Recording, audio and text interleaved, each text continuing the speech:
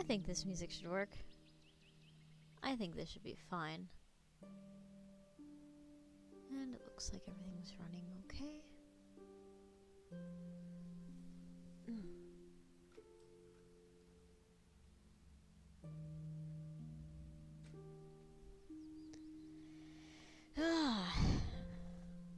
Yeah, we'll wait for people to come on by. I know it's an odd hour to be streaming, but this is what I had time for, and I don't know, I was in the mood for something chill. I did a St. Patrick's Day stream last year, so I figured no good reason not to do one this year.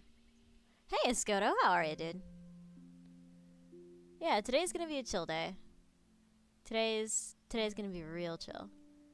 I've got a bit of poetry to read. Might do a little sing-songing, we'll see.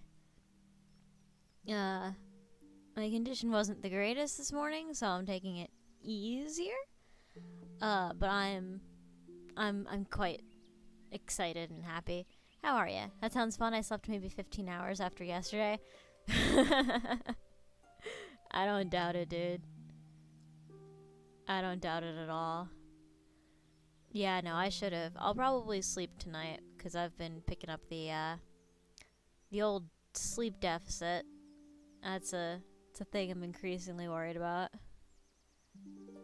But yeah, things are good. Yeah, super excited to get into it.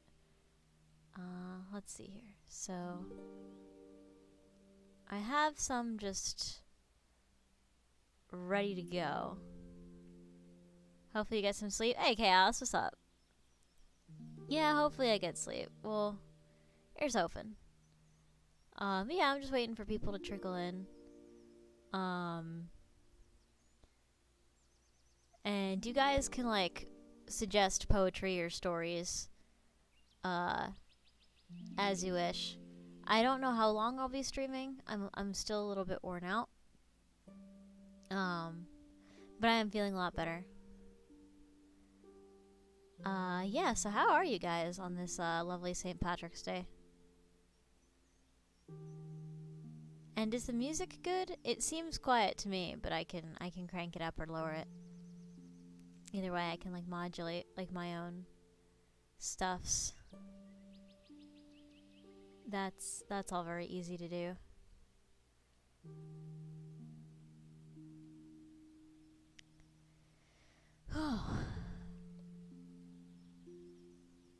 Yeah, we'll see. I'll keep going until my chest starts acting up, and then I'll probably call it. 'Cause that's been an issue. I hate how much it's been affecting my streams lately. It's like getting kind of annoying. But we'll make do with what we can, for sure. Last year we played a game called Skull or Skull. I forget how to pronounce it. I think it's Skull. It was fun. It was a fun game. It was like a storybook little game. I didn't find anything like that this year, so we're just doing poetry. Okay, don't know what to do with myself since there's sun out. Yeah, it's fair. I've opened the window so I have the sun beating down on my back. 'Cause that's supposed to be good for me. I don't know. I feel like it's supposed to be good for me. I don't know if that's true.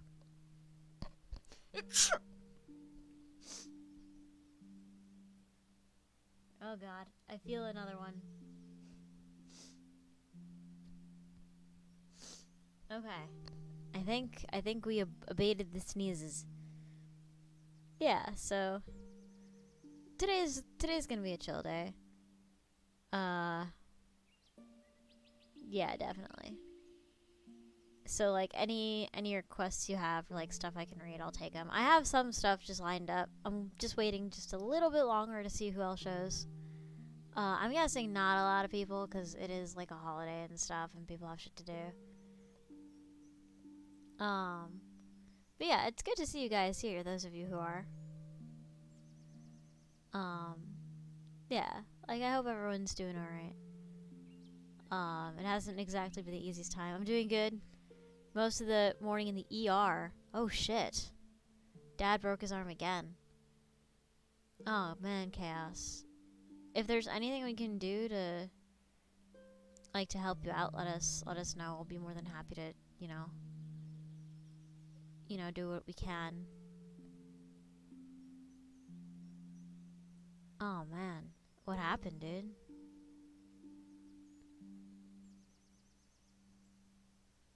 Like, you don't have to talk about it if you don't want to, obviously, but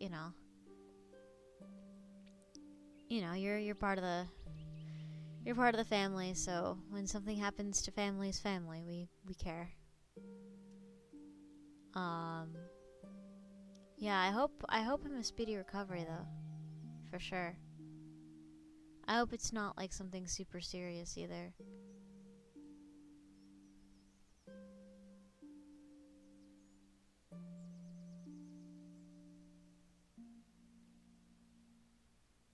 Oof. Yeah, like, you can always DM me and let me know, like, what the deal is. He's fine. He thought he would be cool to go in the morning and try a backflip on an ATV. This is the second time he's done this. Oh my god. He thought he would be cool to go in the morning and try a backflip on an ATV. This is the second time he's done this. Oh my gods. I am so sorry, Chaos. That sounds like... That sounds like you've had your hands full, to say the very least. Oh, Christ. Oh, man. Why? Like, do you know why? Is he just that kind of person?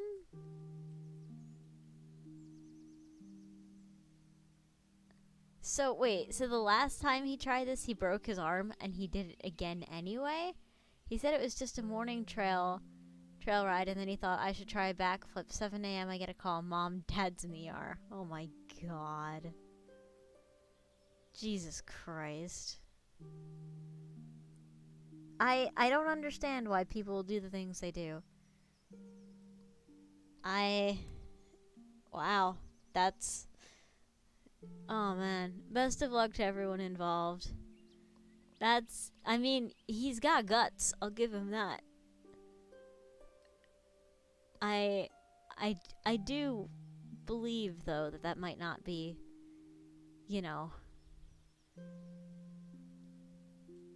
like, I don't know. I respect it, and I'm also just genuinely worried about him at the same time. I'm a mess up once, don't do it again kind of guy. I tend to be that way, but sometimes I'll repeat a mistake. Or I'll be like, yeah, but what if I do it slightly different this time? No. Alright, so who wants to hear a little bit of poetry? Because I've got some stuff, and I know my voice isn't exactly the greatest today. But we'll give it our best shot.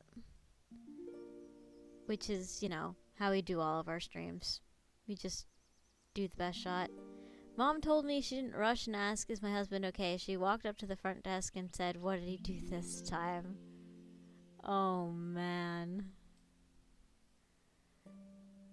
You know once it gets to that point that it's just, oh, God.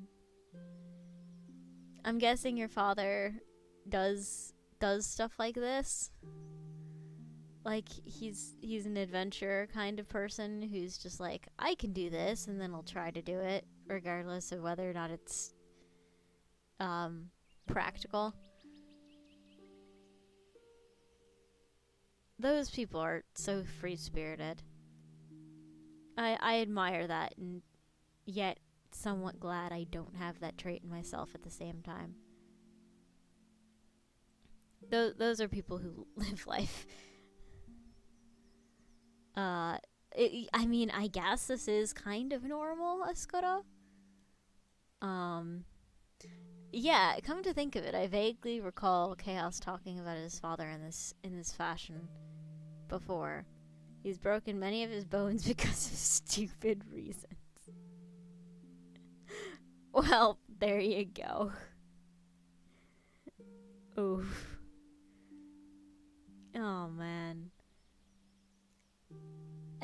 I mean, good on you guys for, like, putting up with it, though. Definitely good on you guys. That is really impressive, yeah. Oh, speaking of stuff, there is another emote coming to the channel. Lupine Awoo is gonna be the next emote. I gotta check to see exactly how many emote slots I'm getting, because I might actually have to think about shuffling things around, depending on how shit works. But I submitted Lupine Awoo. It should go through fine. But yeah, we'll see. So yeah, so now you guys will have a howling emote, which is, you know, about damn time. It's currently it's the same thing as the year-long badge. So, like, the badge in front of my thing, that's, like, what the emote's gonna be. He doesn't cry when he breaks stuff, but he's been known to cry when he has a cold. I can't explain it. Huh. That is fascinating. He cries when he has a cold. I mean, I guess there's just something about a cold that makes him miserable that broken bones just can't do. 20 more subscriber points can now unlock up to 3 emote slots. Available in the coming months. Huh, alright. Yeah, so apparently I'm getting a bunch of emote slots. So Lupine Awoo is coming. The 4th one is going to be in April, and the 5th one's going to be in May. I don't know if I'm actually going to get those. Just because...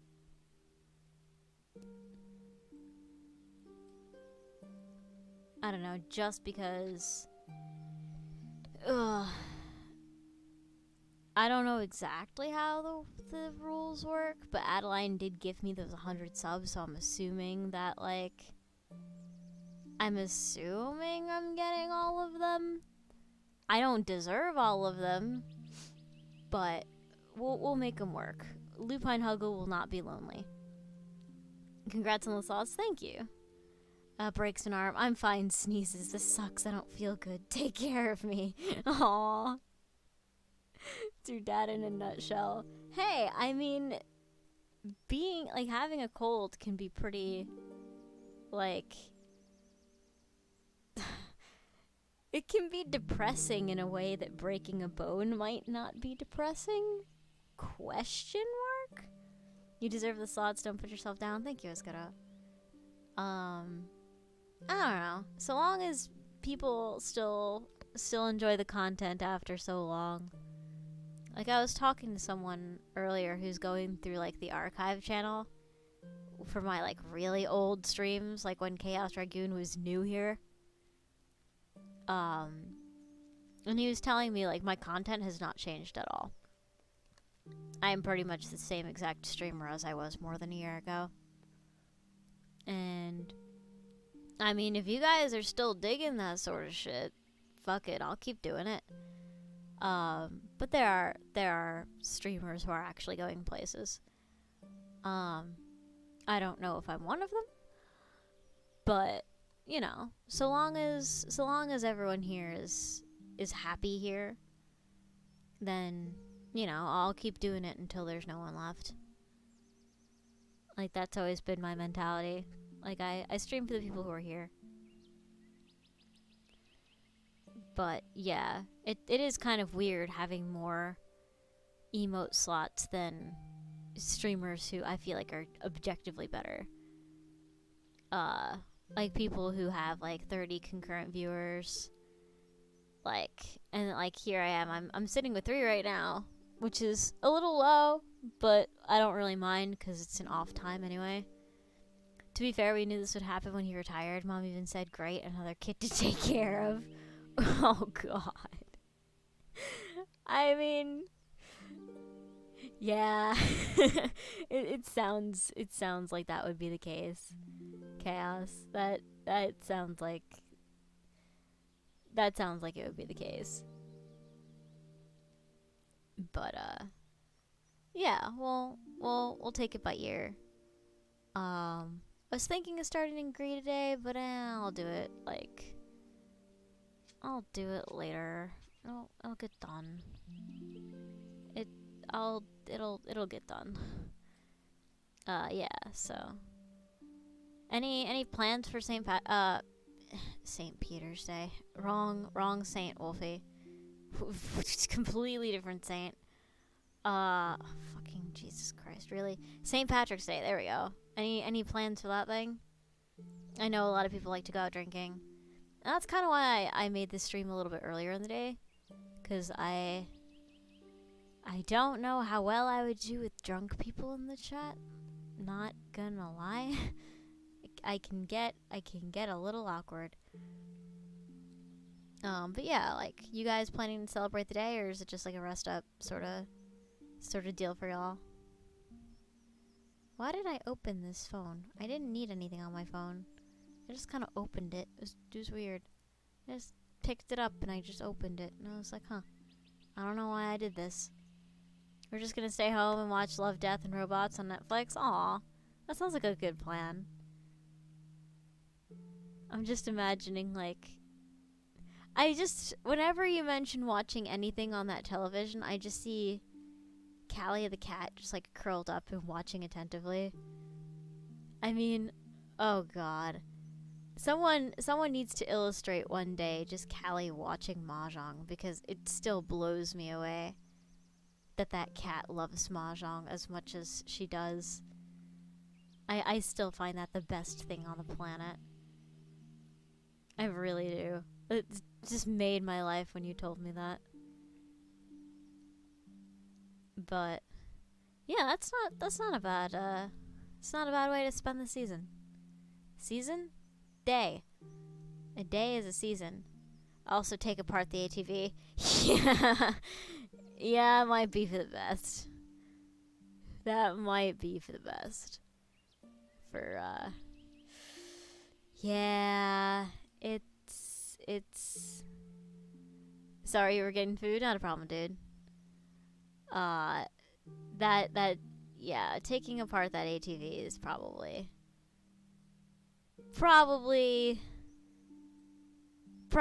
the right call. Like, realistically speaking, it's probably something that needs to happen. So, good luck with that, though. That is a thing. This background is neat. Thank you. I use it exactly once a year. I use it once a year for the St. Patrick's Day stream. I did it last year. Hey, Therapy Raven, what's up, dude? Yeah, so we're just gonna be doing a little poetry and stories and chilling out. I've been just chatting with chat for 20 minutes now, which I don't mind. It's time well spent. I have an essay to do and I'm procrastinating. Hell yeah, dude.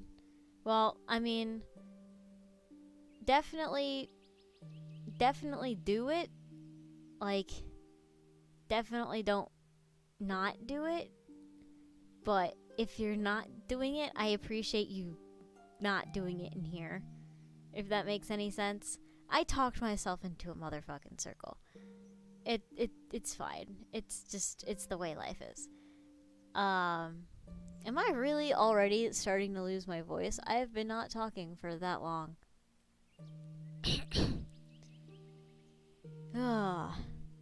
Yeah, but such is life. Yeah, so we're just gonna be chilling. I'll be talking to chat a lot. We'll be doing a little poetry if people want. I'll get it done. I just don't know whether to start now or later. I don't know. Only you can prevent forest fires. This is a free country, mostly, kind of. It depends. It definitely depends. But yeah, I don't know. I felt like I always have a good time when I decide to stream on St. Patrick's Day. And it's been a while since I've done like a proper reading stream. I haven't written some in a minute. Yeah, I haven't either. my ornithologist professor wants me to get the pen back on paper, since apparently my essay writing is a little bit poetic, and he's just like, "Do you write poetry by any chance?" And I went, "I used to," and he's like, "You should do it more." It's like, "Thank you." Yeah, mostly I've been focusing on writing the matriarch, and even then I put that on hold because life has gotten crazy lately, and I need to like get one thing done after another.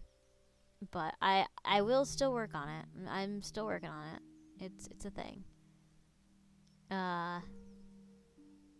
But here we go. So we'll start with a couple.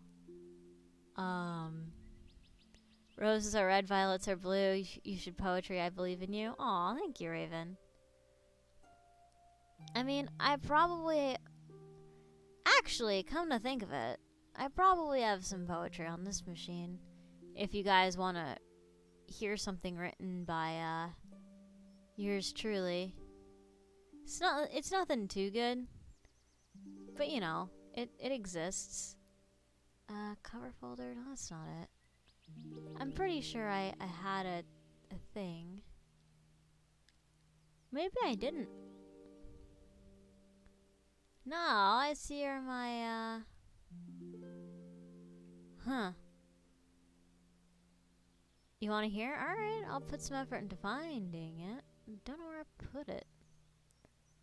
So these are research stream stuffs. Let's see. Mega meme portraits, color streams, emote. Wouldn't be in there. Wouldn't be in there. Nah, it wouldn't be in there. So it's not my Twitch folder, which means... well, it means it's not my Twitch folder. Maybe it's in my random shit folder? Oh, that's... Okay, so that's not it.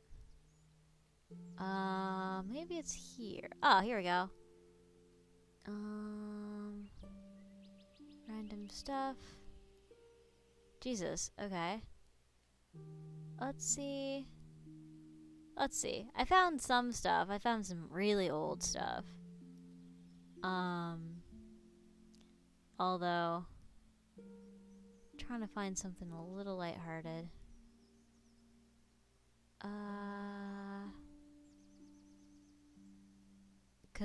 Oh, here's one. So I wrote a poem called Raindrops, but I haven't edited it I haven't edited it in a minute. And alright, it's basic. Am I allowed to submit a poem I wrote later on? You can submit it now. No reason not to. But here's the one I wrote. It's called Raindrops. Each raindrop outside our window we see is a representation of you and me. They are living as they die of a tradition that will forever survive. Born from a soul containing cloud, dying when we hit the ground. The direction of the wind howls quiet or loud as the root our lives are blown and bound. Those who die early hit the tall things, those who hit lowest die late. But none of us are able to grow wings and escape inevitable fate. And yet you think, oh, it's raining more. You don't realize what the drops that pour. So under umbrellas they gaze with blind eyes, billions of lives living and dying flash by. I must have written that 10 years ago. That's an old poem. I'm actually surprised it's on this computer. I'm actually very surprised it's on this computer. Yeah, I didn't keep a lot of it at all. I did not keep very much of it. A lot of it got destroyed. Which, I mean, is not anyone's major loss, but, you know. Most of what I do is, like, little narrative stuff. Yeah, but today I'll be mostly reading stuff by, like, people who are good at this sort of thing. That was solid, thank you. Yeah, I haven't done it in a while. And I'm no Robert Frost. I I would love it if I were, but I'm not. But yeah, we'll be reading some poetry from Irish poets. I found a bunch of little poems here.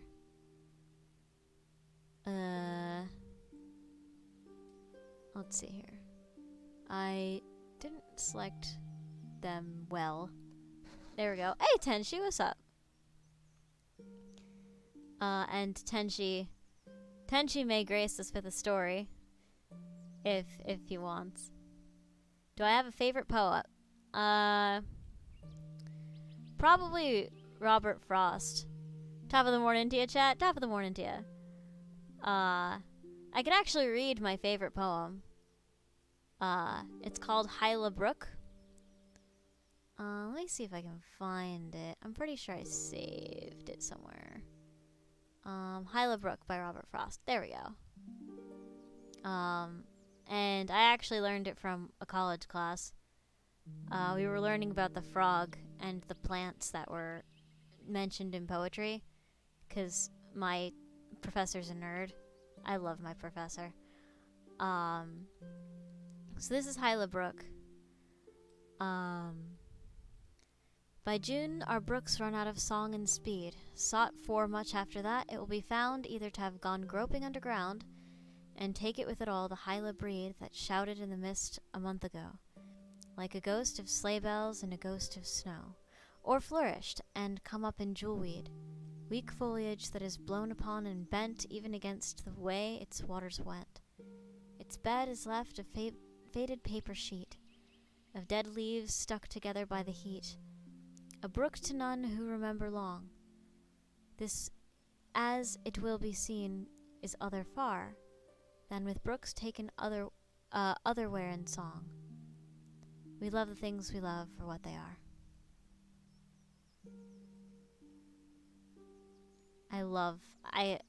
The last sentence of that poem, we love the things we love for what they are, is probably, I don't know, it is part of why I love the poem as much as I do. 'Cause like, something can be beautiful and have meaning to you, and you don't really need to know why all the time. You can just love the things you love for what they are.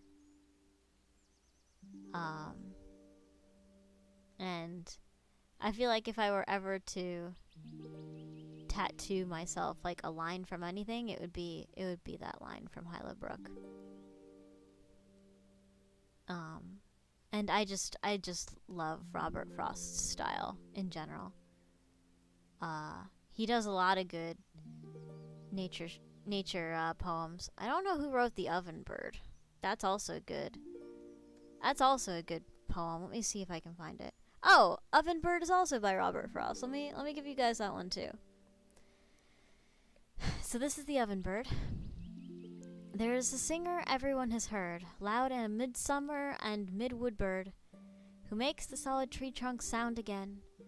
He says that leaves are old, and that for flowers, midsummer is to spring as 1 to 10. He says the early petal fall is past, when pear and cherry blossom went down in showers on sunny days, a moment overcast. And comes that other fall we name the fall. He says the highway dust is over all. The bird that would cease and be as other birds, but that he knows in singing not to sing. The question that he frames in all but words is what to make of a diminished thing. And that last line of that one is really cool too. Hey, Skylord! Welcome! We're just chilling with poetry. They got me on my little Robert Frost kick here. And exposing full well to the entire internet how much of a nerd I am. Which is fine. Worse has happened.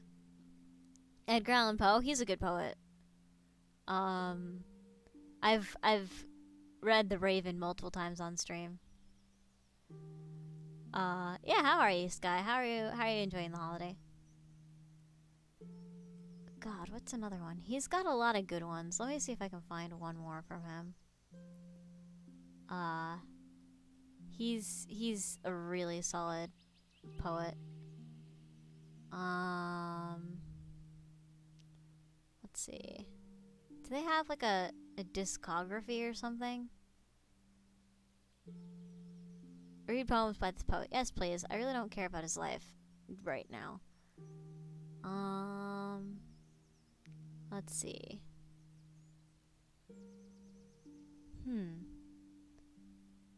Let's try not to keep. I don't think I've ever seen it. You know, as soon as it loads. I know Robert Frost probably isn't Irish. Gonna type a poem I wrote up recently just a sec. Hey, not a problem, dude.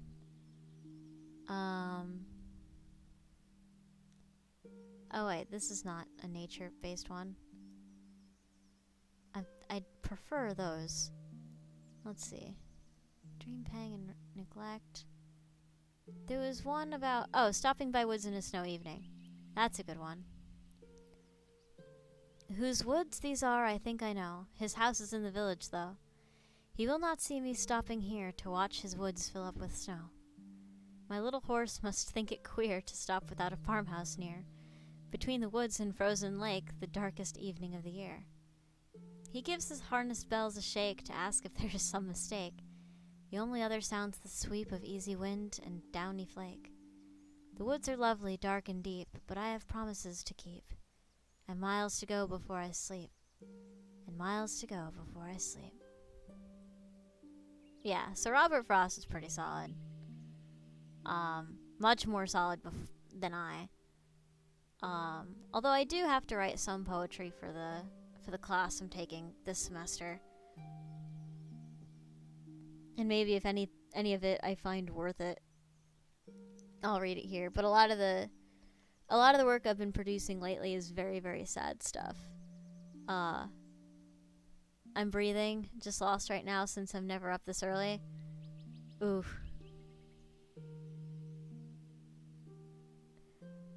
Yeah. Hopefully we're making it easier, Escoto. It must be jarring to see the sun up. You're getting sun blinked, my friend. Well, don't worry, you're in good company here. We don't usually tease people for spelling mistakes. Well, not always. Sometimes. Not often. Not often. So, I have a bunch of them here. Ooh. I found a poem just now called The Blackbird of Derry Cairn. And that's another. The sun is evil. I mean... I guess it depends on when you're used to being awake. The sun is my friend as much as the moon is my friend. I tease people for spelling mistakes always. He's just lucky I'm on mobile. I guess that's fair. If there was kicking for spelling mistakes, Tenchi would be the shit. Oh no. Guys, I have spelling mistakes all the time when I talk. Have you guys listened to me talk? I barely get sentences out good. I'm not good at that whole talking shit. I'm kicking yourself. Oh god. Oh. Hey Ravens, what are you doing right outside my window? Oh, you were chased by the little kids. Whoops. Words are hard, words be hard.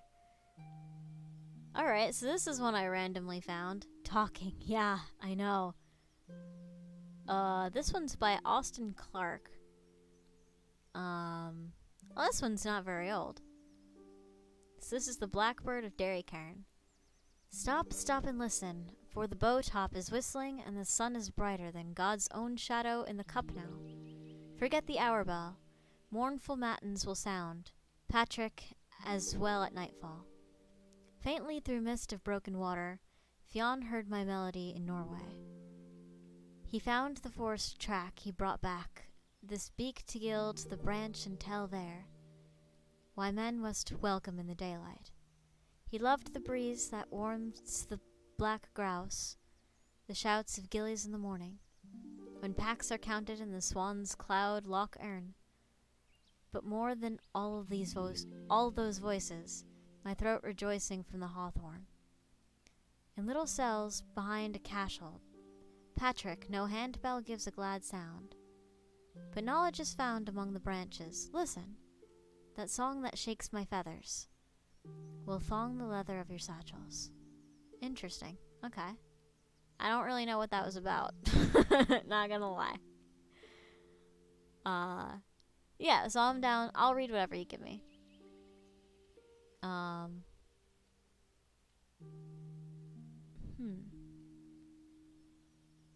I also found this poem called The Death of a Naturalist, which sounds like how I would die. Huh.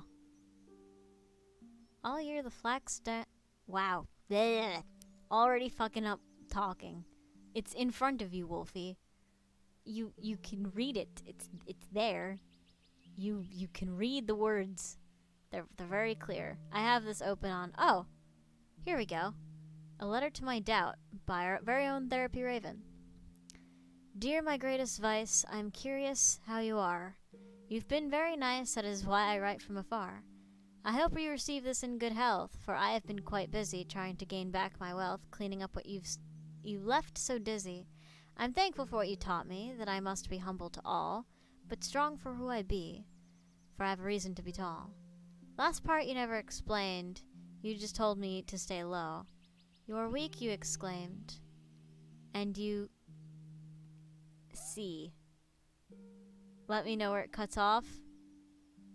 You are weak, you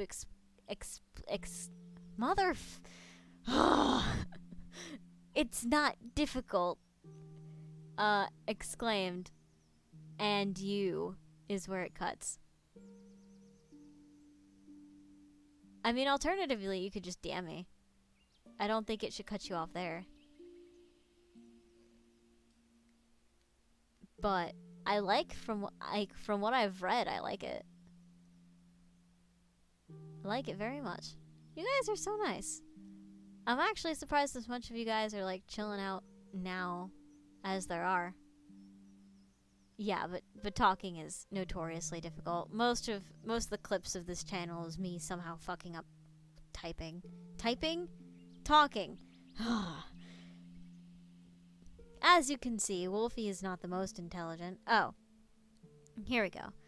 So, dear my greatest vice, I'm curious how you are. You have been very nice, that's why I write from afar. I hope you receive this in good health, for I've been quite busy trying to gain back my wealth, cleaning up what you have left so dizzy. I am thankful for what you taught me, that I must be humble to all, but also strong for who I be, for I have a reason to be tall. The last part you never explained, you just told me to stay low. You are weak, you exclaimed, and you can never take a blow. However, doubt you fail to understand how much I have grown past you.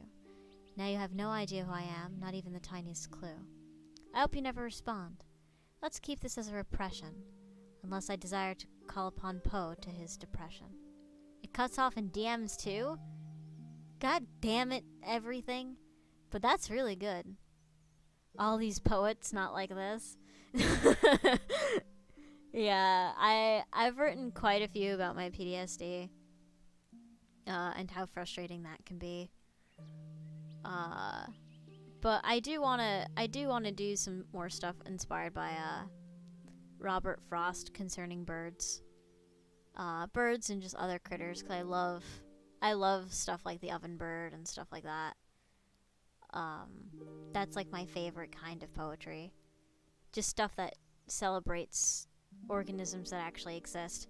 If you had the misfortune of being on listening to my stream on Friday, I went on about birds for like an hour, showing chat like all these kinds of birds. I wrote over 50 poems back from freshman year and they all got deleted. Aw, jeez. I'm so sorry, dude. I lost 100 pages of work in my freshman year too. It was brutal. I rewrote it all, but it was brutal. It was definitely. But birds are the word. Birds are the word. I quite agree with you there. And there's actually a nice little poem from oh, what's his face? Alfred Lord Tennyson. which I have on the back of like a deck of playing cards based on birds of prey. It's a cool little deck. I should really bring it in for my ornithology class. I think they would get a kick out of it. It's just like a bunch of playing cards with, instead of like suits on them, it has like types of eagles and hawks and falcons. It's really nice. But on the back of this deck of cards, like on the box, there's a poem called The Eagle by Alfred Lord Tennyson. Except when they chirp and it sounds like an alarm, and I freak out looking for an alarm for an hour. We spoke about the northern mockingbird, Escoto, and if I didn't know better, I'd say that that's exactly the kind of bird that is giving you trouble. Northern mockingbird. He's just trying to impress a lady. Don't mind him. We've all got to find mates somehow. And it turns out that car alarms are super sexy. Yeah, they exist. They're cool. I enjoy mockingbird concerts. We have one on my campus, and it'll sit in a bush, and it'll just sing for like 10 minutes in front of you, going through like everything it can mimic. It's crazy. Hey, Not, how are ya? I mean, singing is sexy, I guess, Kappa. Not when I sing. Yeah, but the poem by Alfred Lord Tennyson is pretty short. It's called The Eagle, and I'm reading it right from the back of this little box.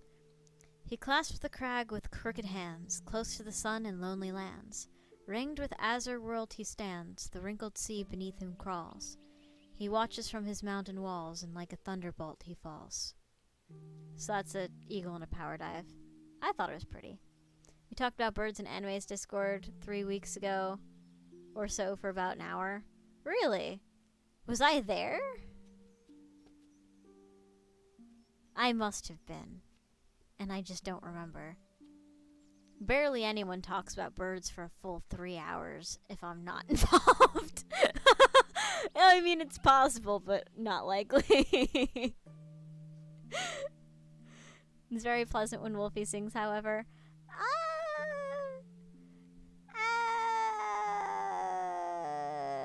I'll let you form your own opinion on that. I'm doing good. My day's been going well, surprisingly. I met up with an old friend. That's nice to hear that. I'll get another one of mine if you don't mind. Haven't shared these before, so I'm taking the opportunity. Hey, Raven. You do what you gotta do, man. From, Wolfie singing stream 1? I've done them. I mean, I can sing Danny Boy if you guys want. That's a classic song for the holiday. If you guys want to be sad for a while. Talking about the psychology in the bird songs, you sent me a link to something. Oh, right. Yeah, I did give you the link to the research stream. Yeah, no, there was no way I wasn't involved in that. Yay, sadness. I mean, alright, if you guys want, hold on. Let me find... I'll sing it real quick. Wait, let me... OBS, are you... Okay, there we go. So let me pause this. And there must be, like... I'll just do it a cappella. I performed the song at some point. We went to the mall yesterday. My feet hurt. She couldn't decide on anything to buy. Oh, such is life. Alright. So this is like a popular funeral song. And super, super popular Irish song. And you might have heard it before. Oh, Danny boy, the pipes are calling. From glen to glen and down the mountainside. The summer's gone and all the flowers are dying. 'Tis you must go and I must bide. But come ye back when summer's in the meadow.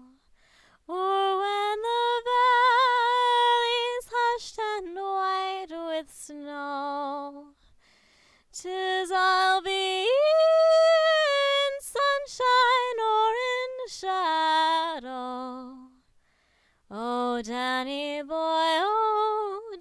I love you so. And if you come when all the flowers are dying, and I am dead as I will be, you'll come and find the place where I am lying, and kneel and say, "Knave there for me." And I shall hear the soft dew tread above me, and all my dreams will warm and sweeter be, if you'll not fail to tell me that you love me. I'll simply sleep in peace until you come to me. I'll simply sleep in peace until you come to me.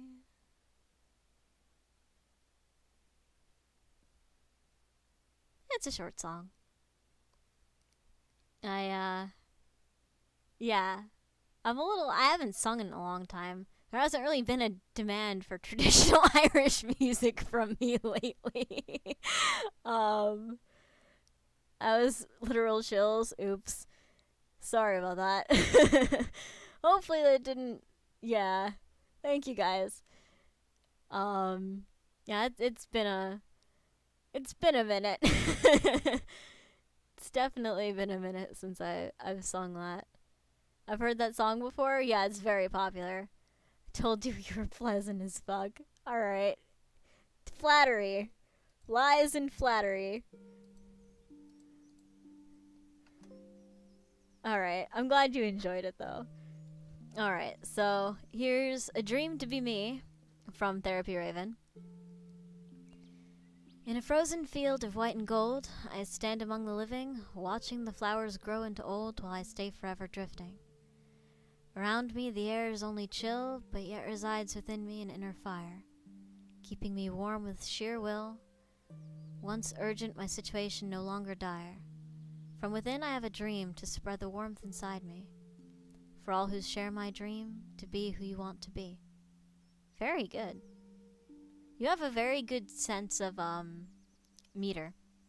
You know how to put your words, which is half the battle. Very well done, Raven.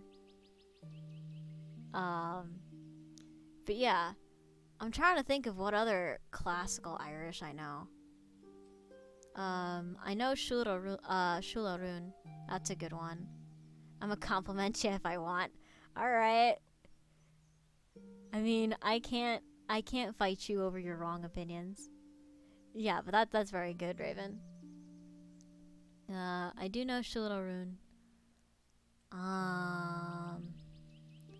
God, what else? I knew back in the day a bunch of lullabies, but I'm not gonna remember them unless I hear them again. I think I knew the Manx lullaby at some point. I knew a bunch of them, but I haven't done them in forever, and I can't just call them back up because they haven't been in my repertoire in a long time. Can I send you a poet I wrote for you to read, Wolfie? Yeah, sure. I personally think my writing is shit, but I appreciate it. Not too used to sharing my writings as much. Hey, I mean, I think you're good, and my opinion may or may not matter, so take that as you will. Fighting over wrong opinions is like half the reason for war. I mean, you're not wrong. I barely spell. Listen, we all barely spell. God, I'm trying to think. What other Irish songs do I know? I think I used to know Lift the Wings. You can put it in Discord, yeah.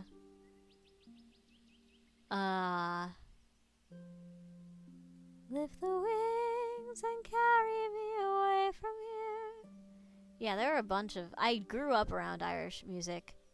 What is spell? I don't know. More like an edgy Allan Poe. Total shite. Nah. We read plenty of Edgar Allan Poe in here. I think I've read The Raven, like, at least 4 times already on stream. And The Cask of Amontillado. No, that wasn't the one. I think I read A Telltale Heart or something. Okay, here we go. So this is Thank You All. I'm assuming Anat wrote this. Everyone has their way of writing. I used to do the same, and I got told they were good too.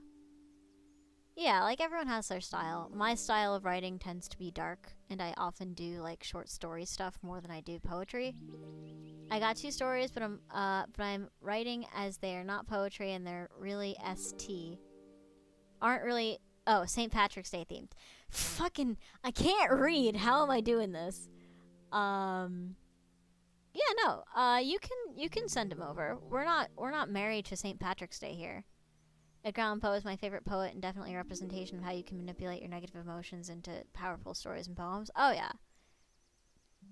Edgar Allan Poe is an objectively good poet, in my opinion. He just knew what he was doing. So this is from Anat. It's called Thank You All. Thanks to you guys, I've been getting better. I've been feeling better. My mind isn't blurry anymore. I can finally think straight. I can finally see. And when I opened my eyes, I saw that some of the people that were around me, they were lying all along. Their sweet lies messed with my head, made me into this thing. They wanted me not to think or do anything. But now that their masks are down, they're not going to be a problem for so long. Thanks to you guys, I can finally see better. Ooh, there's a twist in there. Wolfie, we are literally the exact same. Oh boy. That's a compliment, dude. Nah, you're better than I am. One more coming? Don't apologize, dude. It's fine.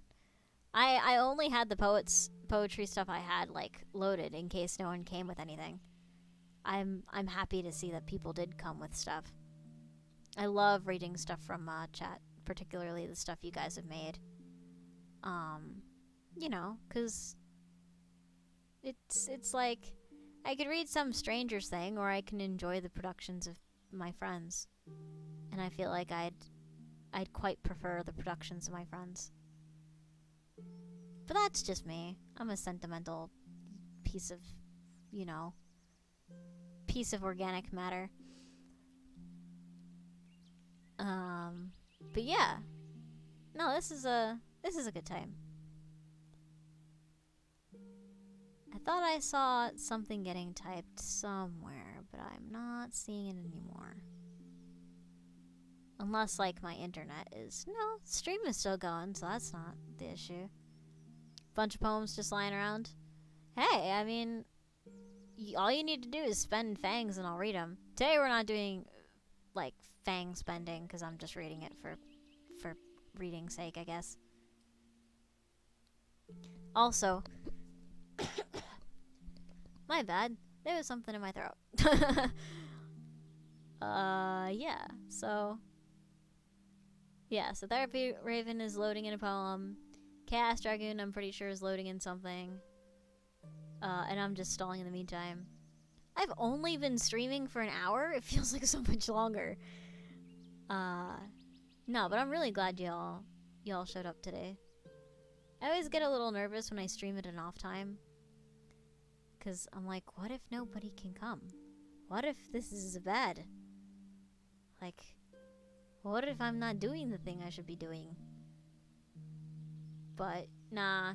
Like, you guys always pretty much put that to rest with me. Alright, so this is Eternal Fight from Therapy Raven. As my value in myself continues to climb, I sit by the fire enjoying my time. However, like every joy in life, eventually will turn to strife. So I keep my wits about me to fight for who I want to be. So the pain is there without a beckoning call. If I give what I will lose it all. The fire within I will keep alight, for this is my eternal fight. That's a good representation of what it can be like to live with depression. Because it's just a constant You're trying to keep this little candle in yourself on fire. And, it can be daunting when there's... Well, the world is a windy place. And, tiny little flames can easily be scared by wind. That's therapy, not me. Nah, you're good, Tenchi. I'm pretty sure. I actually don't know. I don't think I've read anything that you've produced. No, that's a lie. Yes, I have. You read it to me once, and it was really good. How the fuck did I forget that? Oh, I'm such an idiot. Yeah, no, Tenchi can send a story. I'll read that too. If Tenchi wants. Only if Tenchi wants. I want to prove you wrong that you're a good writer. I mean, there was one time that Tenchi told me a bedtime story. And it was a really good bedtime story. It was a ploy to get you to send stories, lol. Oh no. Alright, so this is from Chaos Dragoon, a veteran writer. Let's see, how long is this one? Because this dude writes epics. They're good, but they're long. This one's not so bad. Yeah, I can do this one. So this is Harvester by Chaos Dragoon. Loneliness. That's what he had always known. For the longest time, he thought this was the norm. That this was what everyone felt. That loneliness was all he had at the time. But then it was replaced. Replaced with pain. How he wished for the loneliness to return and to take his pain away. Every day the pain riddled his body with what felt like needles being pushed out of his skin. All he wanted was the loneliness back. But he was stripped of it and placed in a cycle of pain. All because of her. Wait a second, hold on. Is this that thing that's part of that other thing? That I... Wait. Yes, this is that thing that's part of that other thing. Wait, is it? No. No, it's not. God fucking shit. Wait, yes it is. Is it? Oh. Is this a continuation of the thing I wrote before? Yes it is. Okay. I didn't recognize it at first. I'm sorry. I'm a fool. I'm a fool. I'm a foolish fool. Alright. Keep a straight face when I had to read it. If you read it, send me a clip. Okay. So, Wolf is at bat next, because Wolf has sent me a DM. He wants us to clip it when I read it. But let's do Chaos Dragoons first. Yeah, don't apologize, dude. There's no reason. Alright, cycle of pain, all because of her. 10 years ago, Rebecca stood outside the white room chewing at her thumb as two soldiers... What? Oh, okay, my shit's being weird. As two soldiers wheeled out a gurney with blood-stained sheet over the body. A third soldier walked up to her and gave her a clipboard. She quickly took it from him, scribbled her signature, and shoved the clipboard back into the soldier before storming off. The soldier watched her leave before he sighed and rubbed his eyes. He turned to the other two and motioned for them to follow. As they followed him with the gurney, they rolled over a crack in the metal floor. A small child's hand slipped from under the sheet and hung limply as blood began to roll down its fingertips. Rebecca sat at her desk for several minutes, simply staring into space before she picked up the phone and began to dial. She tapped her finger as she waited for the other end to pick up. "Hey, it's me," she said before she continued. "I'm going to need..." She was cut off by the person on the other end. "Wait, what do you mean you're out?"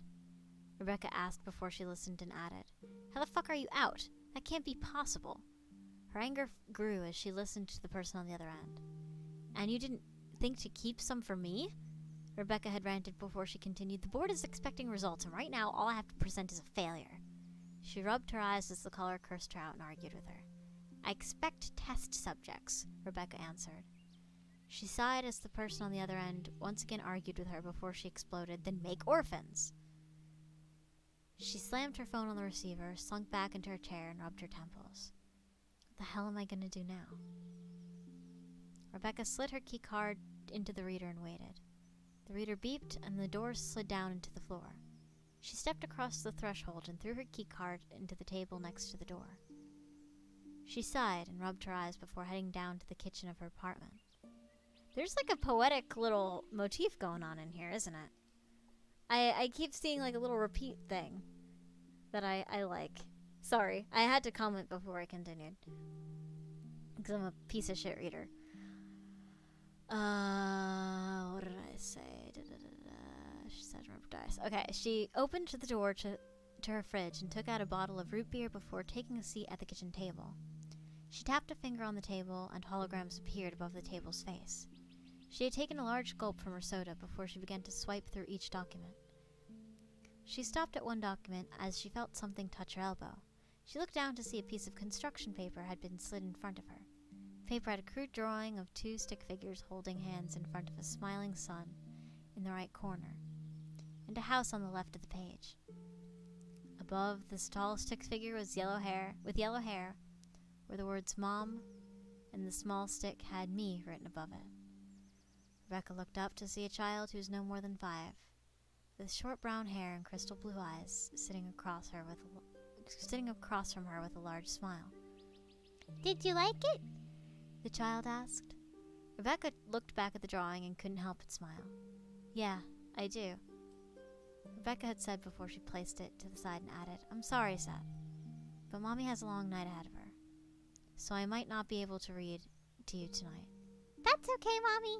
I can have Mr. Teddy read to me, Seth said. Rebecca looked at him quizzically before she remembered the teddy bear she'd bought him for him that could read any book by just scanning the cover. Have you eaten yet? Rebecca asked. Seth shook his head. Rebecca nodded and quickly got up before heading toward the fridge. She used the touchpad on the door and ordered takeout. 20 minutes later, a knock came from the front door. She paid the delivery driver before placing a styrofoam container in front of Seth, while placing another in front of her. They both opened their containers to reveal large portions of chicken and dumplings. After they ate, Rebecca continued to ponder on what to do. The board is expecting results, and according to Arthur, the next monster will attack in a month. There's no way I'll be able to find my test subject next, perform an experiment, and then wait to see if the vessel's approved. What the hell am I gonna do? Rebecca thought. She looked over at Seth, who was shoveling a spoonful of chicken into his mouth, and thought of an idea. Seth, sweetie, how would you like to help Mommy tomorrow? Oh no! Oh no! Oh, not the little kid.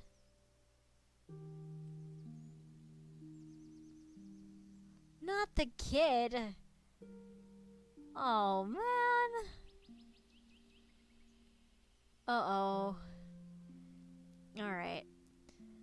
I'm sorry. It's okay, Chaos.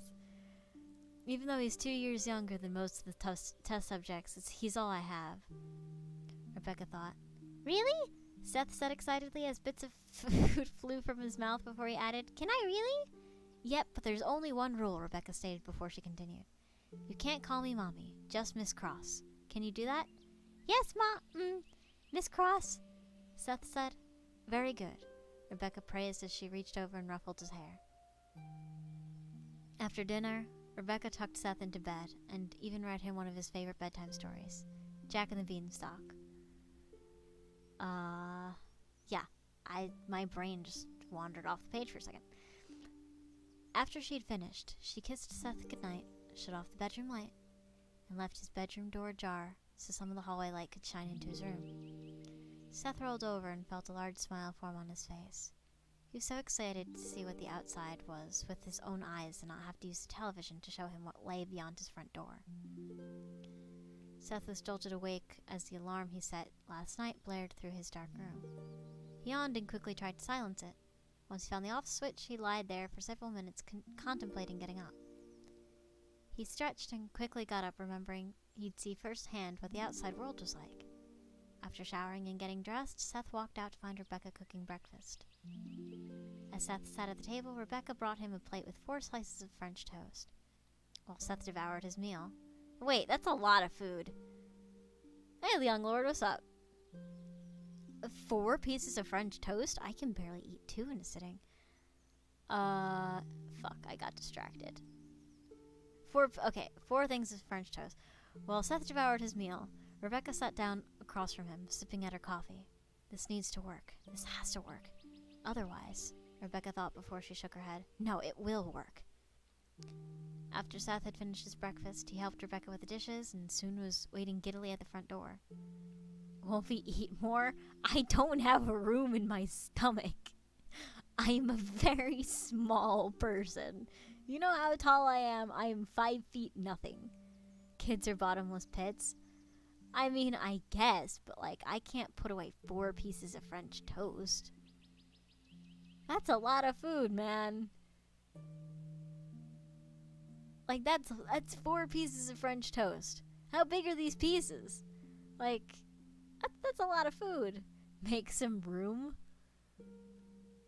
I can't. This is as big as I'm gonna get. I'm 22. I can't grow anymore. I'm stuck small forever. It's just a cross I have to bear.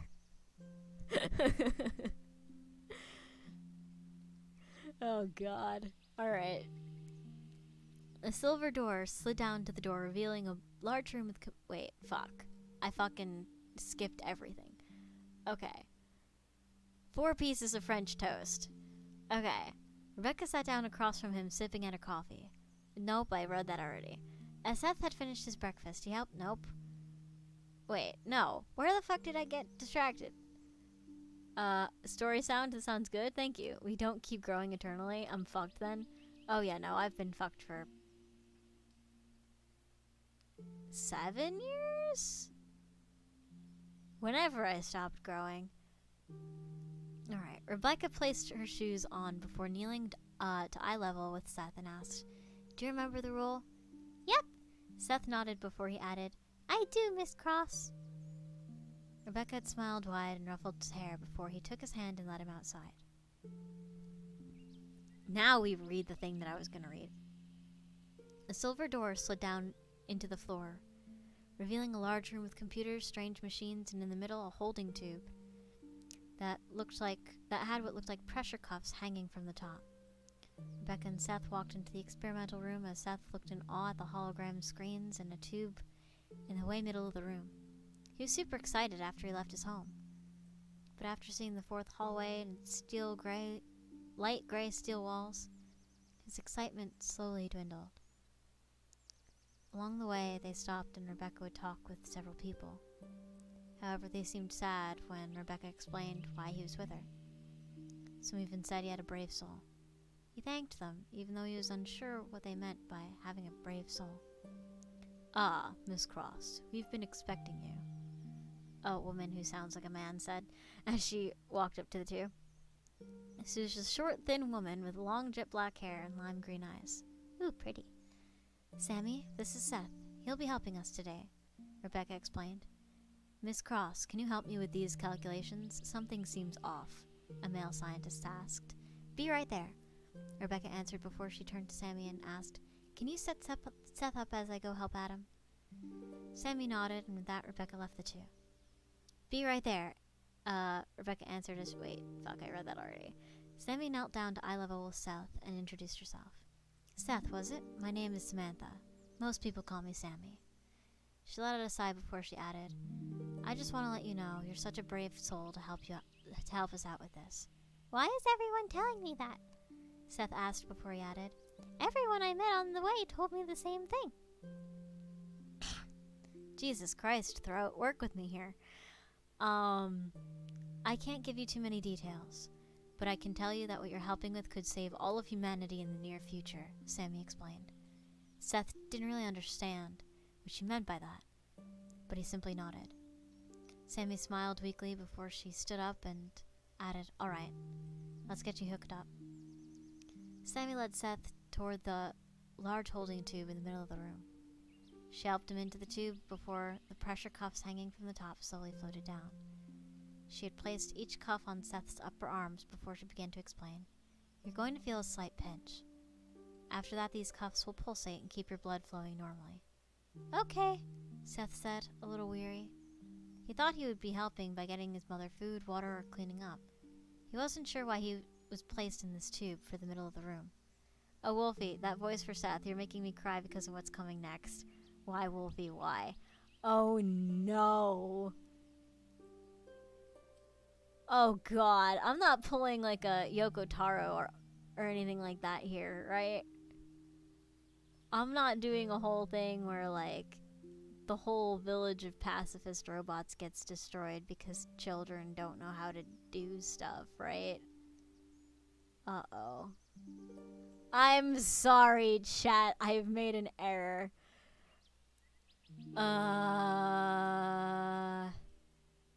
Alright.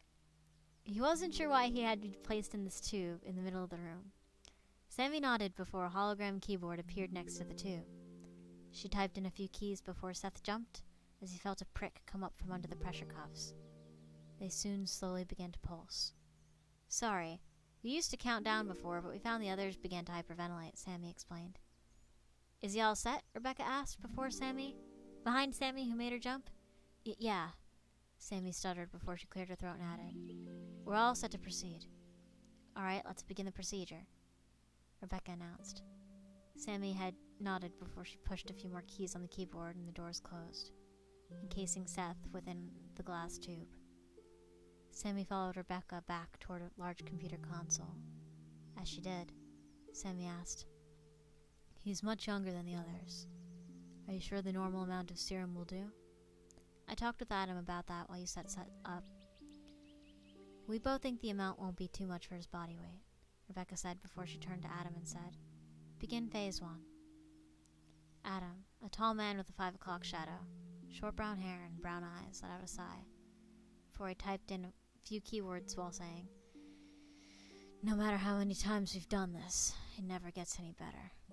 Oh, suck it up, Adam, Rebecca said before she added, We've done this to countless orphans. No one cares if a few hundred orphans disappear within a year. Mandy will just write them off as either adopted by some made-up family name or claim them their runaways. Rebecca then turned to Sammy and said, Let Seth know what's going to happen so he's not freaking out. Sammy nodded and placed an earpiece into her ear. Seth, can you hear me? Sammy asked through the earpiece. Seth looked up in shock as Sammy's voice came from the speakers above him. He then looked out at the room and nodded. Sammy nodded as well before she explained. That's good. Now as for what's going to happen.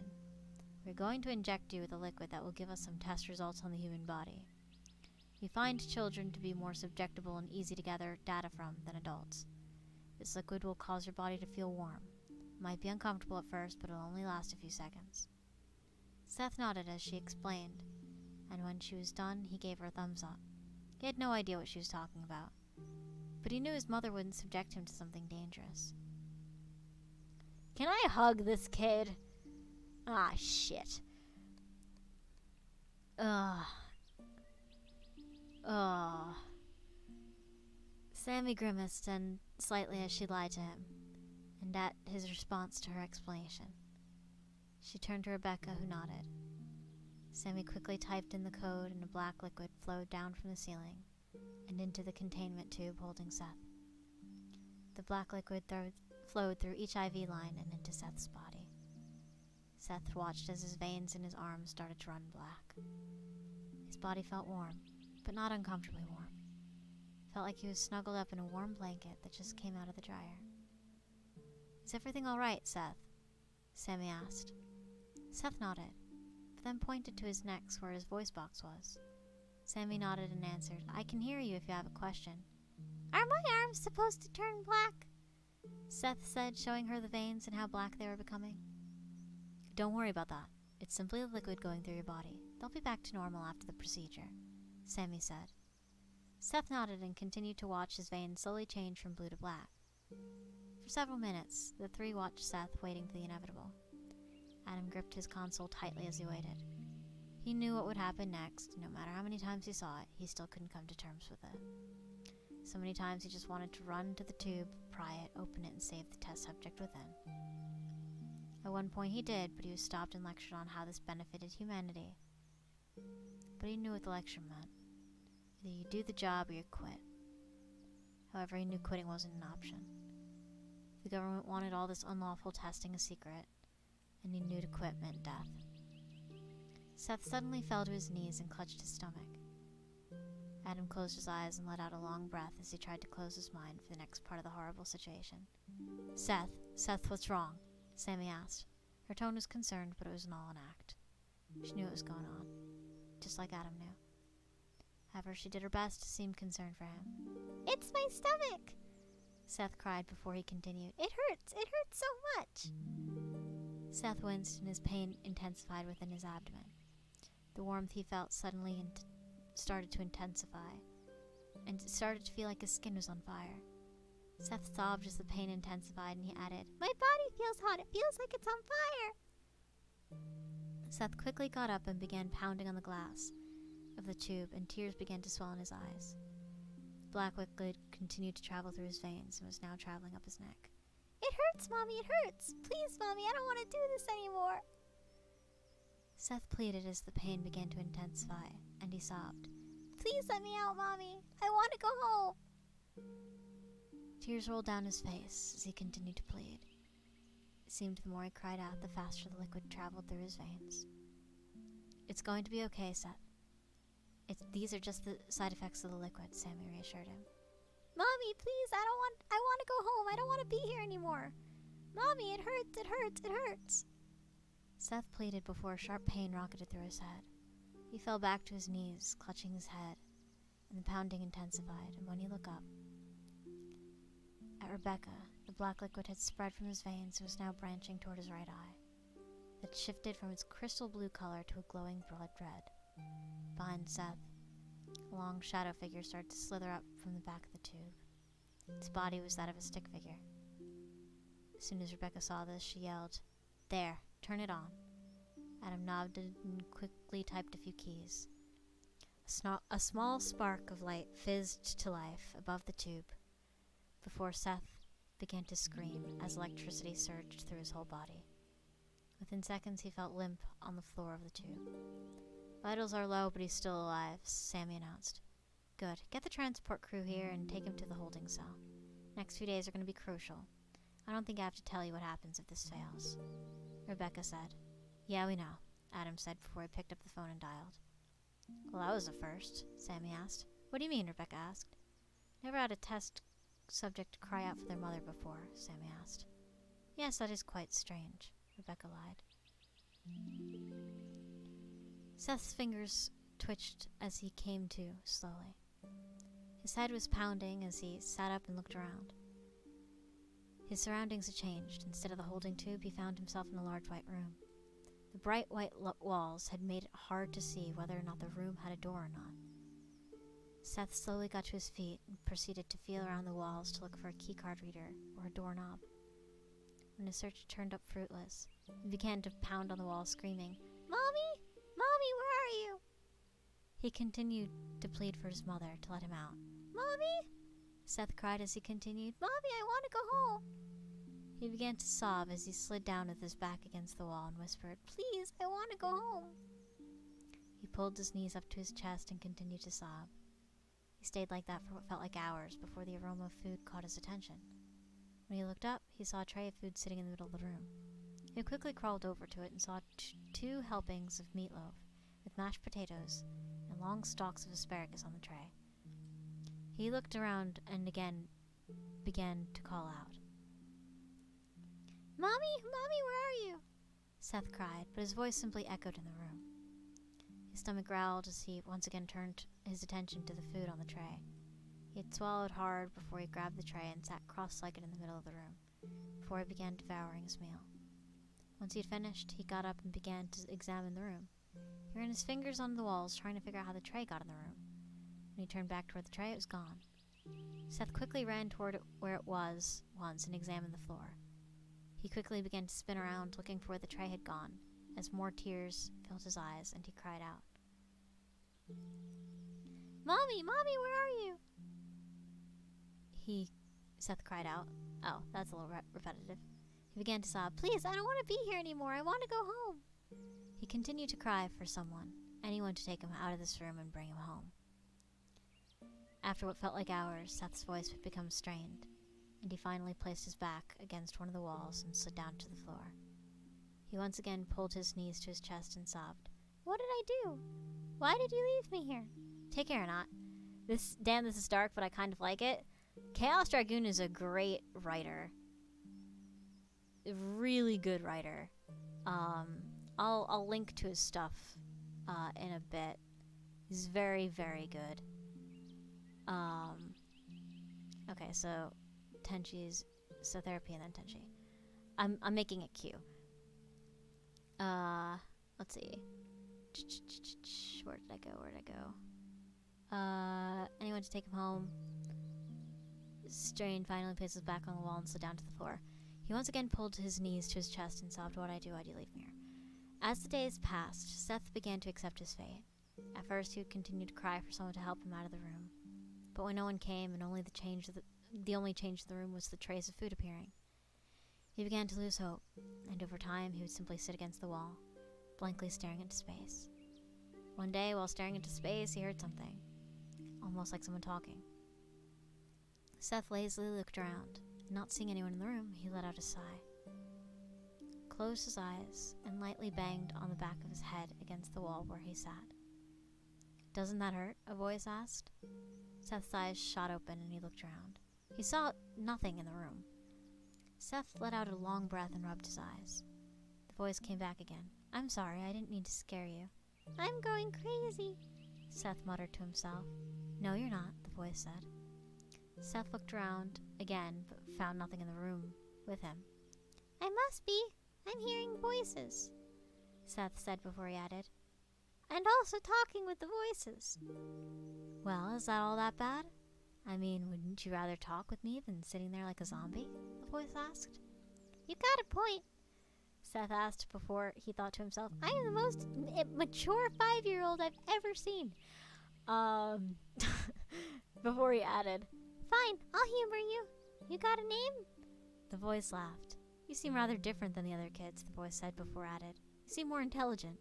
A smile cracked on Seth's face at the voice's compliment. Mom had me studying at a young age, Seth admitted before adding. It's the only thing that kept me from being bored. I don't have any friends. "Why not?" Mom said I wasn't allowed outside the house, Seth said before he continued. She said people wouldn't understand why she had a child. "So she was hiding you," the voice said. I guess, but I was okay with it, Seth said. He had sat there in silence for several seconds before he admitted, although I was quite lonely at times. "So you basically traded one loneliness for another?" the voice asked, alluding to the room that Seth had found himself in. Seth hugged his knees and simply nodded. It was the voice's turn to stay quiet for several seconds before it added, "Well, there's one thing I can help you with." Seth looked up as though he had seen someone standing there and asked, How? "I can be your friend," the voice admitted. Seth cracked another smile at the voice's proposal and nodded. Friend? Yeah, I'd like that. This voice is hard. Seth said before he nodded. So what's your name? The voice fell silent again, causing Seth to think. To ask. Bleh. Did I say something wrong? No, I don't have a name, the voice said before he added, "When I was created, they never gave me a name." Well, why don't we fix that? Seth said before he thought of a name to call the voice. Something popped up into his head and he blurted out, How about Davis? "Davis?" the voice questioned. Yeah, there's the show I watch called Hypermorphing Troopers. They're these people who are given suits of armor and fight this evil alien queen.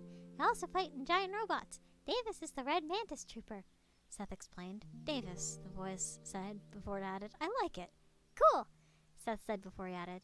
So are you going to stay as a voice or are you going to show me what you look like? The voice fell silent before it let out a sigh. "I'm sorry, Seth, but I can't," the voice admitted before it explained. "You're not the first friend I've had. Whenever I reveal my true self, they disappear. I don't want to be alone anymore." I won't leave. They've always said that, but they've never kept their promise. Come on, you can trust me. They said that too, the voice said. The two said nothing for several minutes before Seth broke the silence. Then why ask me to be your friend? Seth asked. When the voice didn't respond, he continued. Clearly you trust me to make yourself known. The voice stayed quiet for much longer this time. Seth pulled his knees closer to his chest and sighed. This was it. The voice would disappear, and he'd once again be alone. "Promise me you won't run away?" the voice finally asked. Seth looked up at the empty room and smiled. Where am I going to go? Seth asked as he motioned around the room. Yeah, it was kind of a stupid thing to ask. The voice laughed before it let out a long breath and simply said, "Okay, Seth watched as his own shadow stretched across the room and it began to crawl up the wall. It began to take the shape of a skinny shadow stick figure. Its lengthy arms hung limply on each of its sides. Seth stared in amazement before a smile creeped on his face. You know, I was expecting something scarier, Seth said before he joked. Now I'm disappointed. The shadow figure laughed at his joke. I don't regret giving this character this voice. This is wonderful. This is great. I just assumed he was way younger, and the way that it's fooling with the interpretation of this story is very, very amusing to me. I'm sorry to disappoint, the voice said playfully before it asked. So are we still friends? Seth smiled, and he stood up and lifted his arm to present his fist to the shadow. Yep, Seth said. The shadow began to peel itself from the wall and curled its clawed hand into a fist before placing it against Seth's. Its sphere-like head began to crack, and a jack-o'-lantern-like smile formed on its blank face as it hissed in a voice that sounded like its mouth was filled with rusty nails. Friends. Present. Seth's shadows expanded under him before it began to spiral up from the ground and enclose him in a pitch-black egg. The egg began to hover a few seconds above the ground. Hey, wires, how did you get there? Sorry. Egg began to cover a few inches above the ground before it began to pulsate. With every throb, the egg grew until it was around the same height as Komodo. Komodo suddenly dropped the building in its mouth and turned upward toward the egg. A low growl emanated from the back of its throat. The spines on its ball-shaped tail began to blink green, before the blinking accelerated and suddenly ascended up towards the back of its head. Komodo opened its mouth and spat out a green beam of light. The beam soared through the air and made contact with the egg before exploding and creating a mushroom cloud. The shockwave toppled buildings and shook the ground, as the area around the egg was coated in thick smoke. Komodo lowered its body, and it slowly unfolded its 4 spider legs. Its spider legs suddenly pierced into the ground, before forcing its body high into the air, just as a beam of white light shot from the smoke, soared under Komodo before hitting the ground, swirling, shrinking into a small dot, and finally letting out a popping noise before a large area around it imploded on itself. Komodo landed on the ground before watching the Death Hunter walk out of the smoke. The Death Hunter was 250 feet long, 100 feet smaller than Komodo, and from its large, round head to its arrow-tipped tail, with red spines going down its back. Black leathery wings was folded on each side of its body, and its pitch-black skin shined in the sunlight. Wow! The bottom of its round head cracked into a jack-o'-lantern smile, as it unleashed a massive roar that sounded like a glove being pulled down a stringed instrument. Rebecca watched this in the control room as the events unfolded and the Death Hunter revealed itself. One of the staff in the control room pulled her from her trance, and as they said, "Ma'am, the army is calling. They want to know what to do next. They can't get in contact with Kane, and they want to know if they should continue to attack Komodo." Rebecca turned to the woman and said, "Tell them to retreat." Rebecca then turned back to the screen that showed the 2 monsters sizing up each other and added, "Let them fight." That's so sad. He's fighting his friend 10 years later. That's so sad.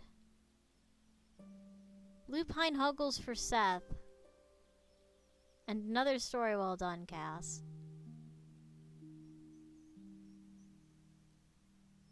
Oh man. I feel really bad for giving Seth that voice now. Alright. So, let me give Therapy Ravens a poem a whirl. So, this is A Wall to Break by Therapy Raven. Is he fighting his friend, or has his friend infected him and made him into the monster? Oh, I don't know. I just assumed he was fighting his friend, because he was in the egg. Because I'm assuming Komodo is his friend, and not him. Or maybe his friend infected him. It's hard to say. I'm not completely sure. But it's still really sad. Either way. And now I see what you mean about crying because I gave him that voice. I now understand. Because, like, I don't know, with the little construction paper and the drawings, I was just like, oh, it's like a little kid. Like, la, la, la, la, la, la. Like, just like a little, like, toddler sort of thing. No, this kid was much older, as the lines should have really given away for me. But, like, I just stuck with the high-pitched voice, and I was just like, oof. Oh, no. This is gonna viscerally affect people. This is gonna viscerally affect me when I go back and listen to the VOD. Alright, so Therapy Raven's poem, A Wall to Break. Everyone has an inner wall, something that blocks us all. We try so hard to climb over the sphere, while the darkness comes closing and draws all the more near. We stab and claw at this block, trying to beat out the clock. Outbeat the clock. I can read. However, when we try to climb, we never reach that prime. The light over the wall is all we care for, because we don't know beyond what's in store.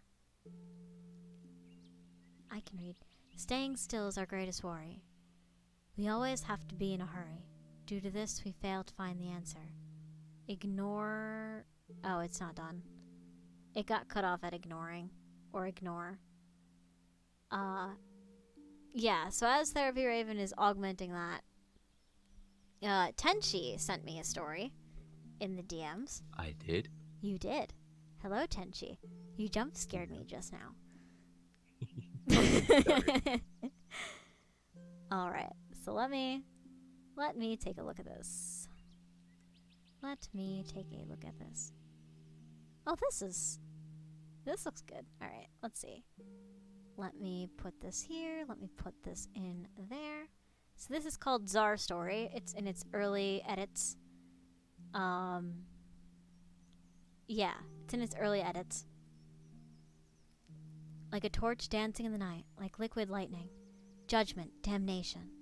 Not fair or rigged, but chaotic. Cruel and absolute. 2, 4, 3, 6. Those who stood against such were called as the reaping of tares. Close the gate! Close the... Splutter. The officer on watch said, before submitting unwillfully to the same judgment.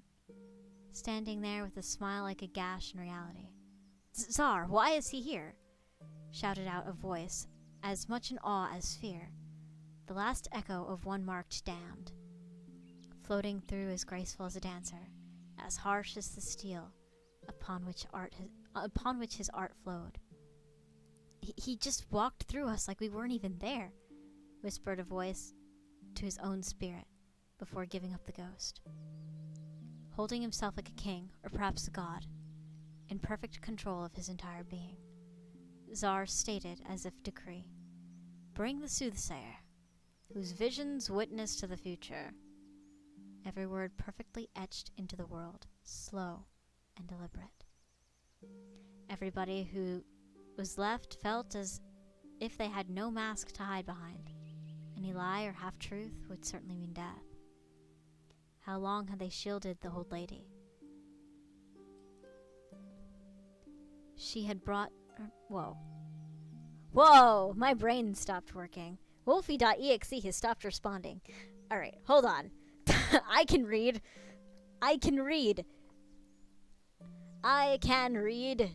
Alright, let me try this again. Okay. How long had they shielded the old lady? She had brought prosperity to the town. That wasn't very hard.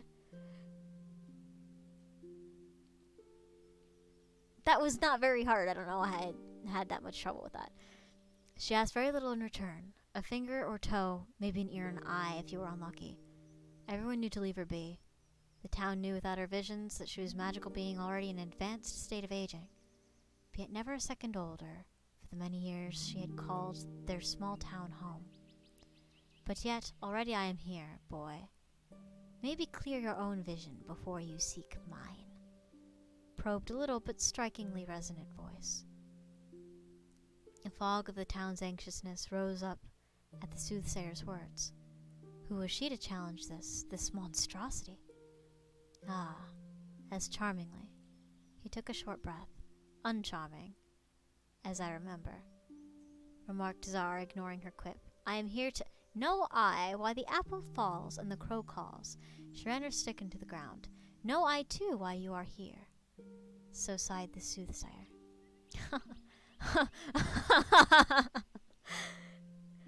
Rang out a laugh that seemed to fall flat out of the lips of Zar.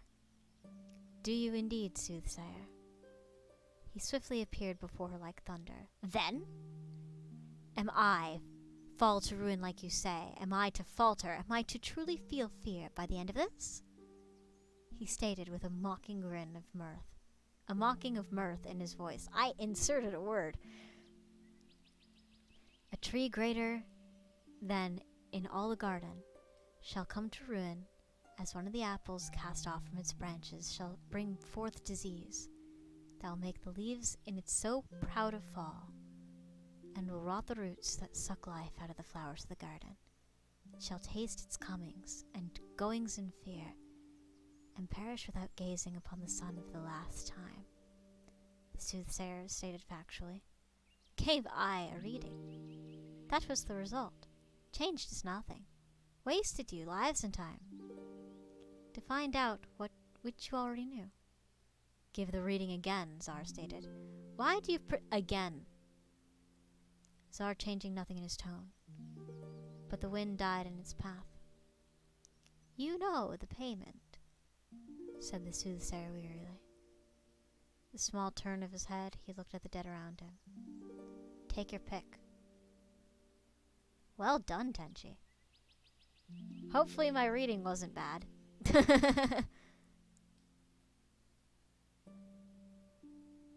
Alright. I enjoyed it. Alright, so let me do the other... Wait, let me read Therapy Raven's stuff. So I think it's the whole project was to create monsters to fight monsters like Komodo, or however you spell it. Yeah, it's Komodo. I've been reading it wrong the whole time. Black Wicklid injected into him was Davis because he was not scared. He became what they needed. Oh, hey! That's actually a good theory. That's just a theory. A Raven theory. Thanks for listening. Alright. So, let me see here. Let me start from everything. So, wall to break. Everyone has an inner wall, something that blocks us all. As we try so hard to climb over the sphere while the darkness closing in and draws all, the more near. We stab and claw at this block, trying to outbeat the clock. However, whenever they try to climb, they never reach that prime. The light over the wall is all we care for, because we don't know what is beyond. We don't know beyond what's in store. Staying still is our greatest worry. We always have to be in a hurry. Due to this, we always fail to find the answer. Ignoring what hooks onto us like a cancer. Climbing is not how we prevail. No, first we must exhale. Take the fist given to you and smash the wall in front of you. No one tries because it seems impossible. We are never that vulnerable. Once the first crack appears from the hit, the wall no longer is it. Shatters in the front of our eyes, finally revealing our prize. The infinite horizon now on the wake. We all have our wall we must break. Well done, Therapy Raven. And now, someone clip this for Wolfiz, because Wolfiz wants a clip of me reading this. Yeah. Hopefully someone will do that. Jesus Christ, why did you send it to me at a 90-degree angle? Ugh. Alright, well, I guess I'm turning my computer 90 degrees. Alright, well, this'll work. This is The Owl and the Pussycat by Edward Lear. The owl and the pussycat went to sea in a beautiful pea-green boat. They took some honey and plenty of money wrapped up in a 5-pound note. The owl looked up to the stars above and sang a small guitar. Oh, lovely pussy, oh pussy, my love, what a beautiful pussy you are. You are, what a beautiful pussy you are. Interesting. The pussy said to the owl, You elegant fowl, how charmingly sweet you sing. Oh, let us be married. Too long we have tarried, but what shall we do for a ring? They sailed away for a year and a day to the land where the bong tree grows. And there in a wood a piggy-wig stood, with a ring at the end of his nose. His nose, with a ring at the end of his nose. Dear pig, are you willing to sell for 1 shilling your ring? Said the piggy. I will. So they took it away, and they were married next day by the turkey who lives on the hill. They dined on mince and slices of quince, which they ate with a runcible spoon. And hand in hand on the edge of the sand they danced by the light of the moon. The moon, they danced in the light of the moon. That's charming. I liked that. That was cute. That was cute. Thank you, Wolfers. That was cute. Yeah. So I'll go back and clip it if no one does. And I'll know to do it because I will have done this. Clip this! There we go. That should get my attention. And I'll know it's like right before I flashed pink in everyone's eyes. Oh, someone clipped it. Thank you. So now you just saw my ugly alert screen for nothing. I mean, I'm sure you've seen worse for nothing. Honestly speaking. Ugh, my throat's getting dry. I still want to read this though. Let me see if this clip is... Oh god. I only just saw what that looked like on stream. And that was quite a thing to see. Yes, so that is the ugliness of my streaming setup right now, because Streamlabs OBS has decided to never work again. I'm pretty much doing things the old-fashioned way again. Which, I mean, is fine. Just slightly annoying. Let's see. Does this clip actually exist, or was I lied to? Huh. It says something was clipped, and yet it won't let me see it. I Weird. mean, I tried to clip it. Oh, thank you, Tenchi. I'm sure, like, once I stop the stream, it'll show up or something. Did it give you a link of what it was? Yeah, 2 seconds. Yeah, no problem. But yeah, so we're just chilling and reading all sorts of stuff. Could read a little. It comes up with an error, so I think it didn't. Well, I can clip not easily. found. Yeah, I can easily do it. I'll just. That's why I did the crazy pink thing, just in case, because I know that your stuff has been giving you errors lately. It's not your fault, Tenchi. No, it's been bugging out me. Yeah, I don't know why it's been so bad for you. It's definitely been unusually bad for you. Are you not gonna let me select this, you son of a bitch? Alright, fuck it. I'll do it after stream. Just DM me and nag me to do that thing. Yeah. But yeah. We could do a couple more before I get tired. I have still a couple that I pulled up to read in case no one else had anything. Because my throat is getting kind of dry. And I have been talking inconsistently, so I either say, like, nothing for a long time, or I talk way too much. There goes my writing capabilities for the day. Rip the essay. Oof. Oh, therapy, Raven. Oh, you shouldn't have. It wasn't worth it, man. It wasn't worth it.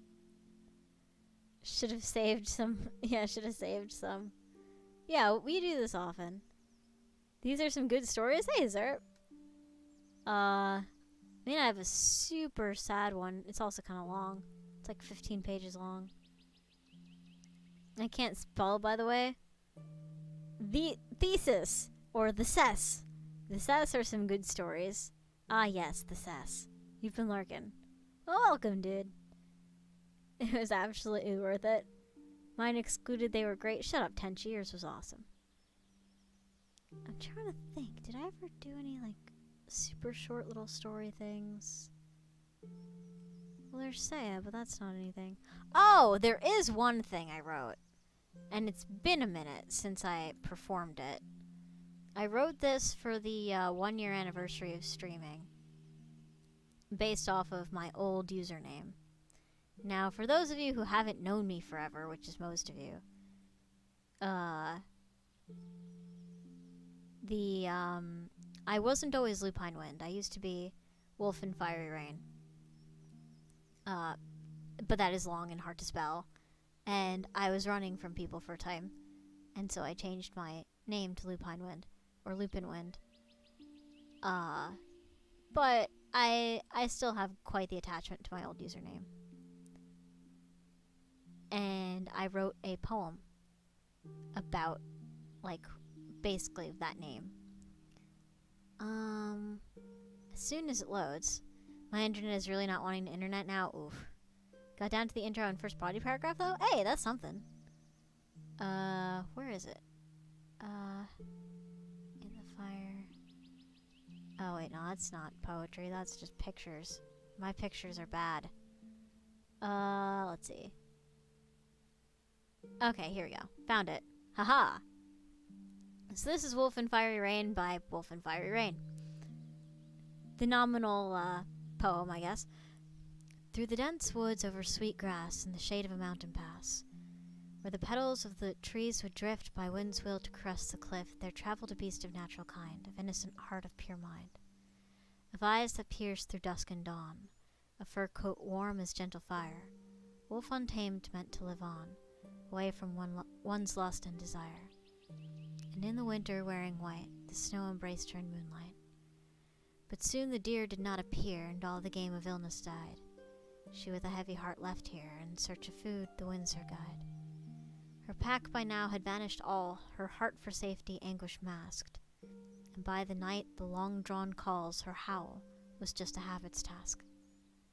Wandered on as long she could, further than perhaps she should. She danced and fought with demons strange, who tore her heart, her spirit maimed, who burned themselves to memories. Their invasions, those treacheries, the pain weakened her drastically. But still she searched on desperately, where the virgin snow was now gone, where rivers flowed, where blood was drawn.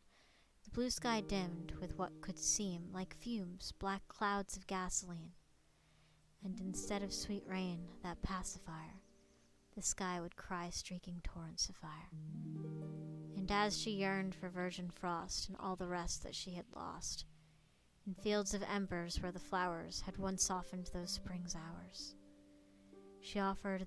she observed this land of hell and adapted to it well, and wore the scars that marred her skin, and those within where fur wears thin, and with an air of dignity and new survivability, and under poisoned sky became the wolf in fiery rain.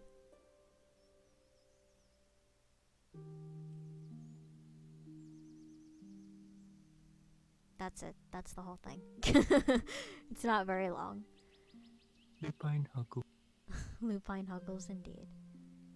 Yeah, I was... Pineapples. Oh, hey! I just Hi. finished reading your poem. But I can read it again if you want. What? The poem you sent me, Wolfus. Oh, that one. I didn't think I actually expected to read. I mean, it was an experience. Okay. Why are you laughing? I didn't actually expect it to be read. Of course I read it. I'll read it a second time, even. Okay. Alright, let me pull it up again. We're having an encore for, whatever this thing was. The Owl and the Pussycat by, Edward Lear. I say as I put my laptop on a 90-degree angle and open it like a book. I found like an actual web version if you want that. Oh, that would be nice. Okay. That would be great. Thank you, Wolfus. Because I just sort of tilted it. Alright, so The Owl and the Pussycat by Edward Lear. Now 90 degrees rotated. Coming soon to a theater near you. The owl and the pussycat went to sea in a beautiful pea green boat. They took some honey and plenty of money wrapped up in a 5-pound note. The owl looked up at the stars above and sang to a small guitar. Oh lovely pussy, oh pussy my love, what a beautiful pussy you are. You are, what a beautiful pussy you are. Pussy said to the owl, you elegant fowl, how charmingly sweet you sing. Oh, let us be married, too long have we tarried, but what shall we do for a ring? To the land where the bong tree grows, and there in a wood a piggy-wig stood, with a ring at the end of his nose. His nose, with a ring at the end of his nose. Dear pig, are you willing to sell for 1 shilling your ring? Said the piggy. I will. So they took it away, and they were married next day by the turkey who lives on the hill. They dined on mince and slices of quince, which they ate with a rinsable spoon. And hand in hand on the edge of the sand, they danced in the light of the moon. The moon, they danced in the light of the moon. It's like such a light, happy, like, your voice kind of dances when it speaks it. I really like it for that quality. Is this a limerick? It might be because it's a limerick. It's classified as a narrative poem in the book that I sent it to you from. I mean, it I could don't still know. be a limerick. So, like, what's the structure of a limerick? I don't know. British people made this shit up, I think. Hee hee. Thank you, Tenchi. Limerick. Humorous, frequently bawdy verse of 3 long and 2 short lines rhyming A, B, B, A. Popularized by Edward Lear. Well, there you go, is limerick. I know this because my ornithology teacher loves to, like, make dirty limericks of, like, improper things. They're very funny. They're like dirty jokes in the forms of poems. They're very, very funny. But not for the prim and proper, for sure. I mean, he's 82, so he's not really gonna get in trouble. Alright, and I got a DM. It might be another poem. I opened Microsoft Edge on accident. Oh, wait, no, that's the same thing. What am I doing? Oh, here we go. Here's another. This one might be by Tenchi. It is not. Okay, so this is a poem by Not Tenchi. A set infinitely big. One fine day in the middle of the night, 2 dead men got up to fight. Back to back they faced another. Wow, I can't fucking read at all. Restart. Fail. Just drawing the red F and circling it and starting again. Okay, one fine day in the middle of the night, 2 dead men got up to fight. Back to back they faced one another, drew their swords and shot each other. One was blind and the other couldn't see, so they chose a dummy for referee. A blind man went to see fair play, and dumb man went to shout hooray. A paralyzed donkey passing by kicked the blind man in the eye, knocked him through a 9-inch wall into a dry ditch, and drowned them all. A deaf policeman heard the noise and went to arrest the 2 dead boys. And if you don't believe this lie is true, ask the blind man, he saw it too.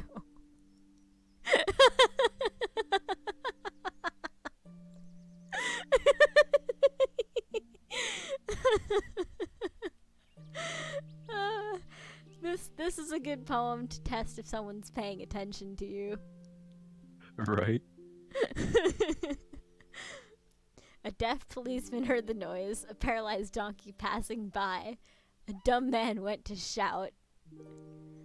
Blind man went to see. One fine day in the middle of the night. Yeah, this is definitely a poem for those people who have trouble paying attention, so that they can be like, yeah, there was nothing up with that poem. Was there? Was there? And then they read it and they're like, wait a second, this doesn't make a ton of sense. But yeah. So I think I'm going to call it here. Unless another poem you desire to hear. And that was the extent of my creative improvisation. I'm not so quick to create a creation that would please your ears.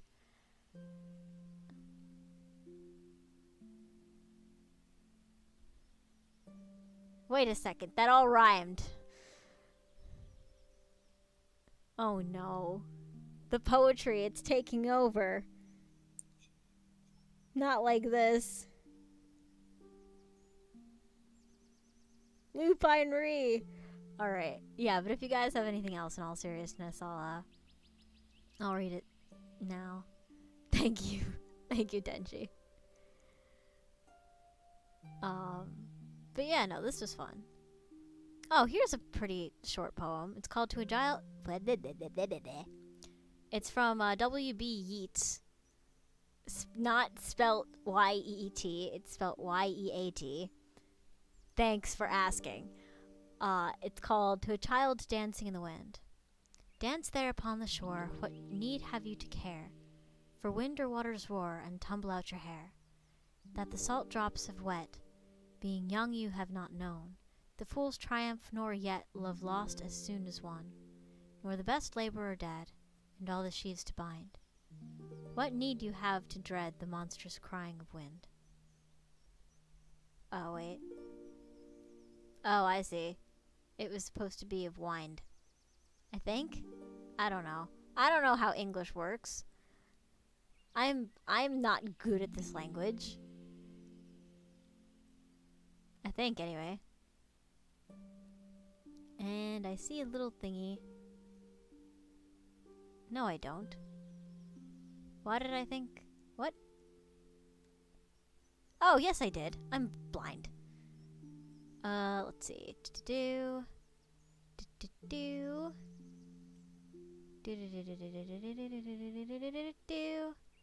Where's the thing that was posted? Oh, Chaos.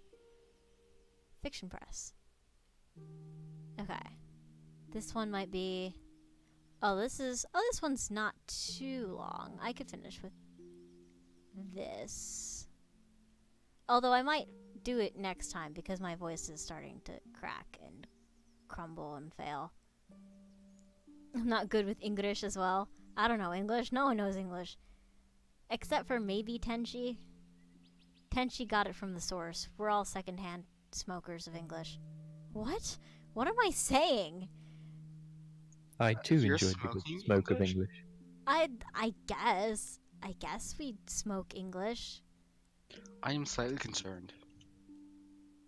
Also, Just did the speak stream good die brother. just now or just my internet?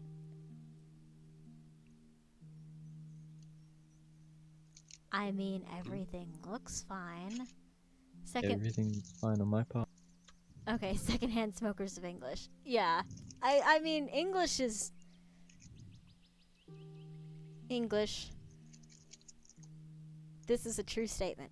What? I mean, I guess we've all been kind of smoking English.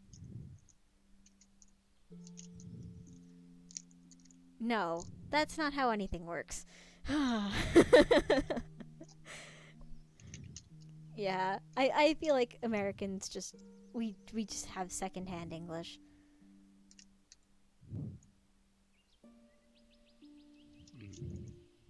What'd you say, Wolfus? I didn't hear ya. I didn't say anything. Oh. Ow. Jesus. Thank you, desk. What were you doing in my way? Just passing by, you would get secondhand passive aggressiveness. Okay, that's also true. Bro, you hit that English yet? It fucks with your mind. It really does. You gotta be careful with that English, bro. That shit's the hard stuff. That shit's the hard stuff. The really hard stuff. And I heard, like, Latin's kind of like a gateway drug, so, like, maybe lay off the Latin. I'm glad I quit that early.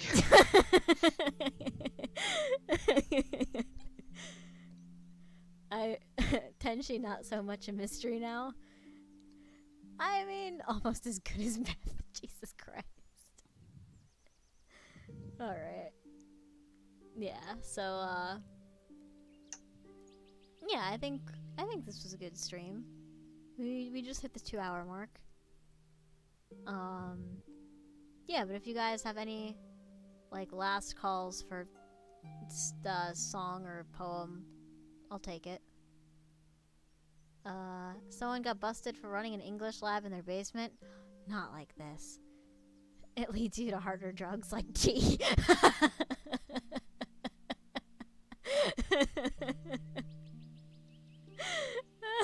I mean, if I do recall correctly, the UK did get China hooked on opium. So, I mean, it wouldn't surprise me. But an English lab in their basement, the horror. Ah, the horror. And calling soccer football. Oh, they were doing that hard English then. Oof. Now I just have that song by Sting stuck in my head. Or at least I think it's Sting. There's a song about someone who immigrates to America from England and how like his mannerisms throws everyone off.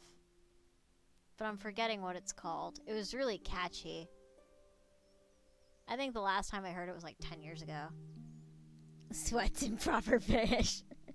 Don't tell anyone, but I'm on German 24/7 at this point. Oh no, dude, you gotta get some help, bro. I mean, I'll be telling you the truth. I've been shooting up some Mandarin Chinese lately.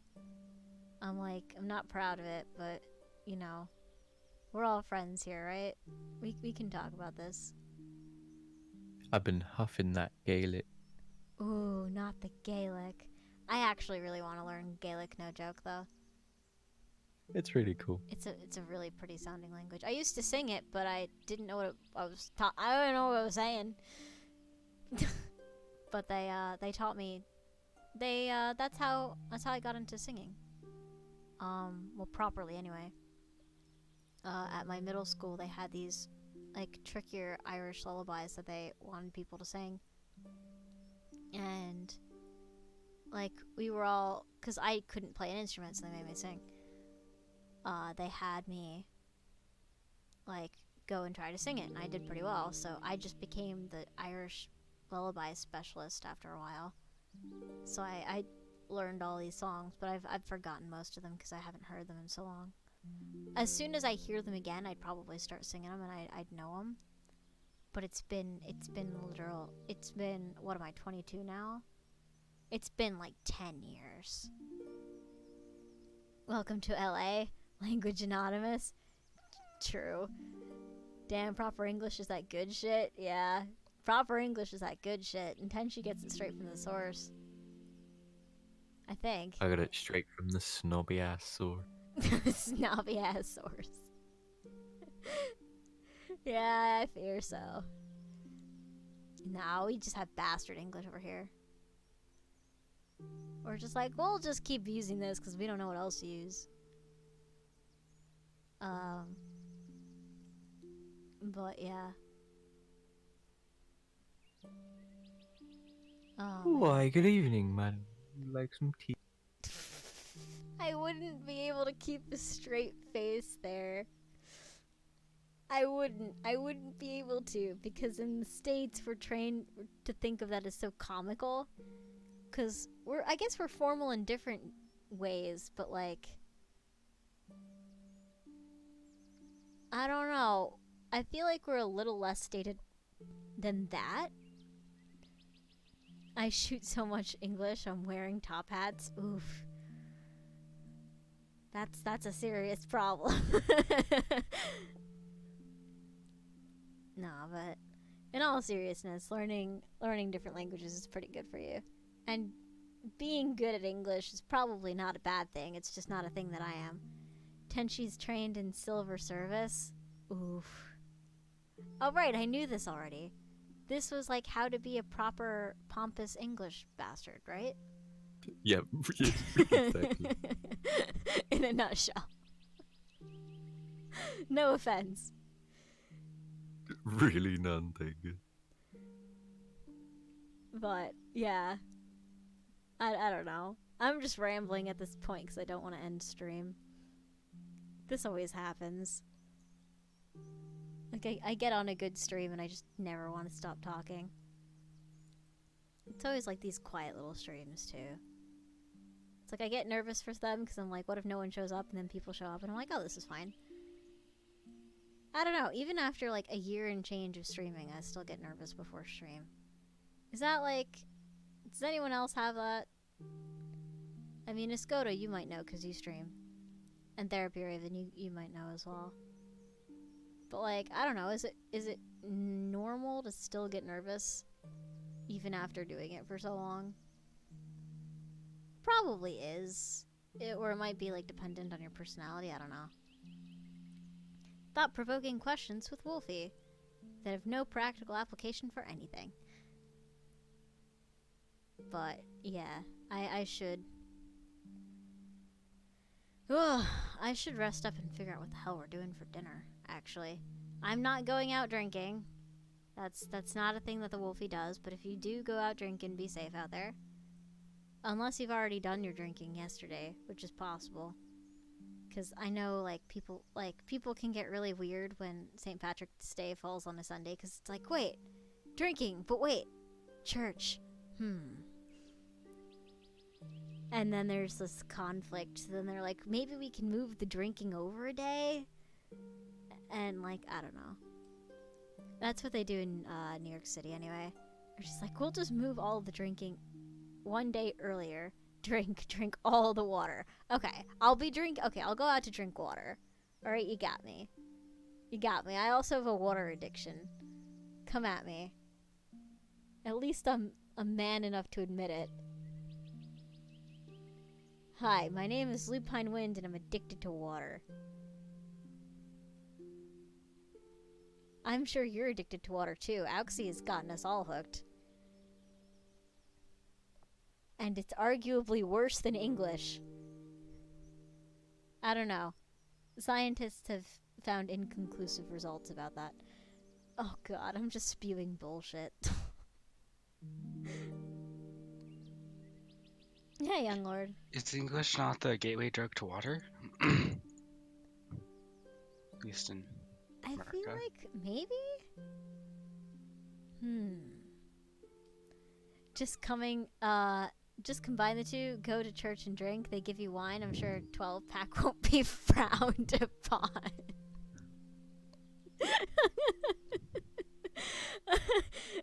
Chaos, when's the last time you've been to church? I'm just curious. It's been a minute for me, but it hasn't. I'm pretty sure. Well, actually no. In synagogue, people did used to get pretty shit-faced. It's kind of scary. Like, people just drink and drink and drink. Because in almost every Jewish holiday has, like, quite a bit of drinking associated with it, especially Purim. People just get drunk as hell.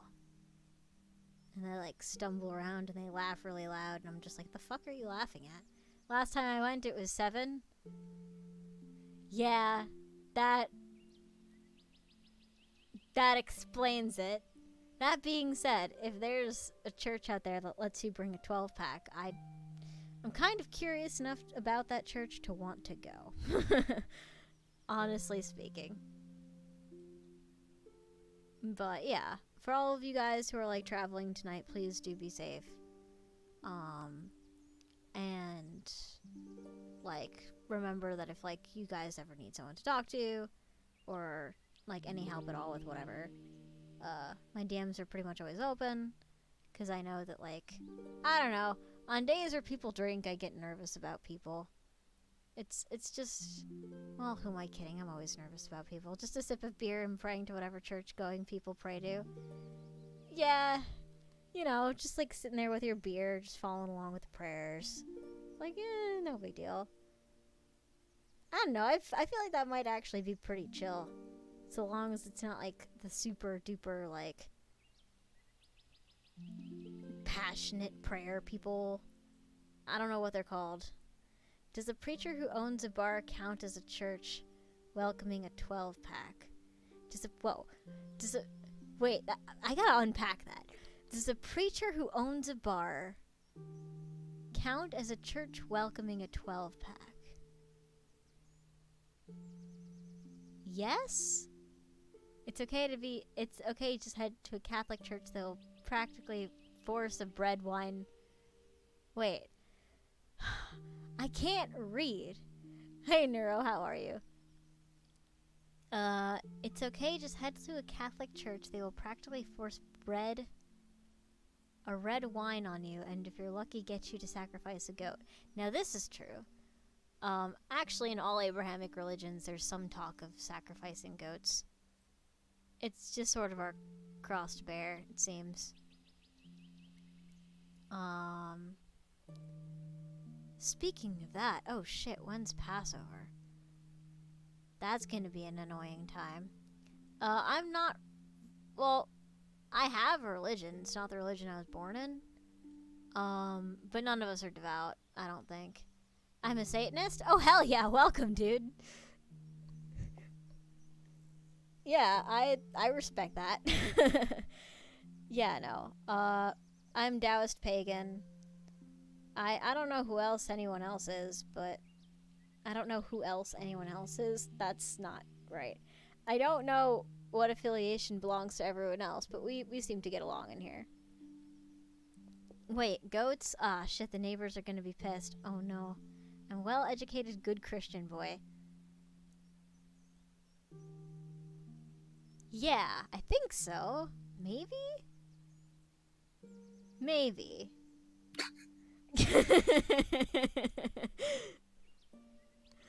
Maybe. Sorry, Tenchi. I call maybes as I see them. Odin be praised. There we go.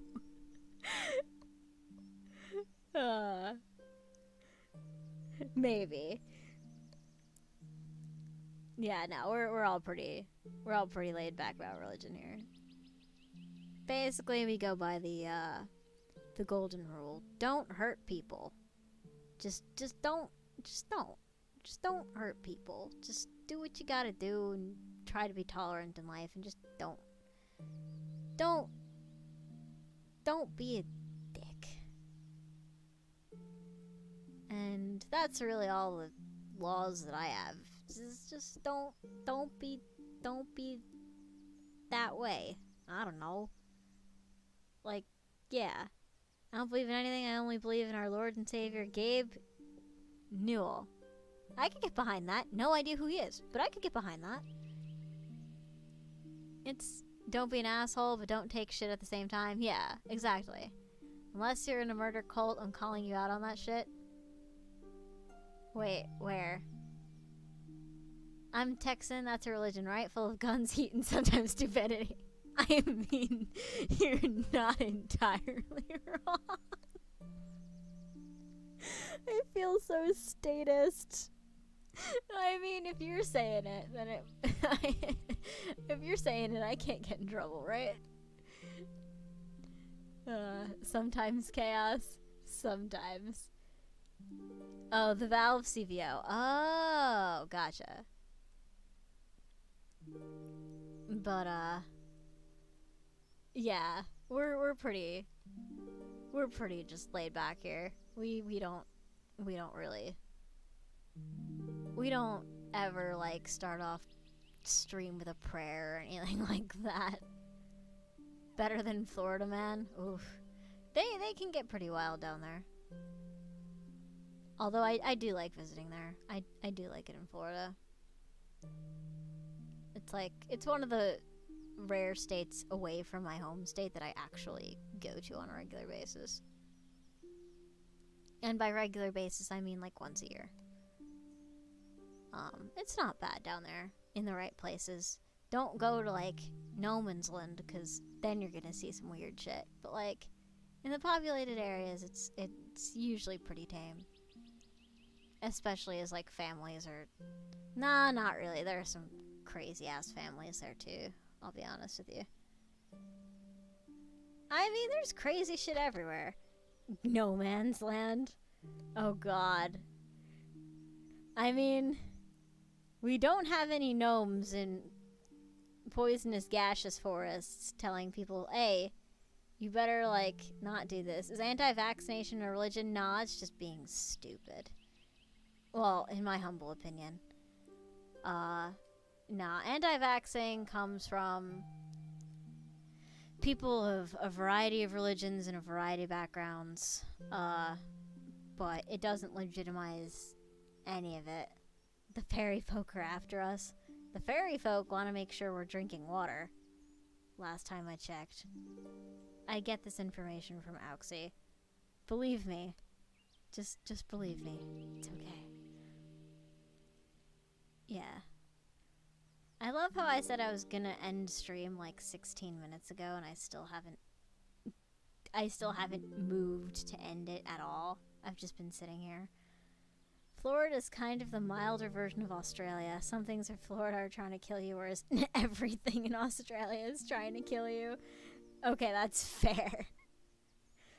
I mean, they do have like just Burmese pythons just swimming along, like la la la.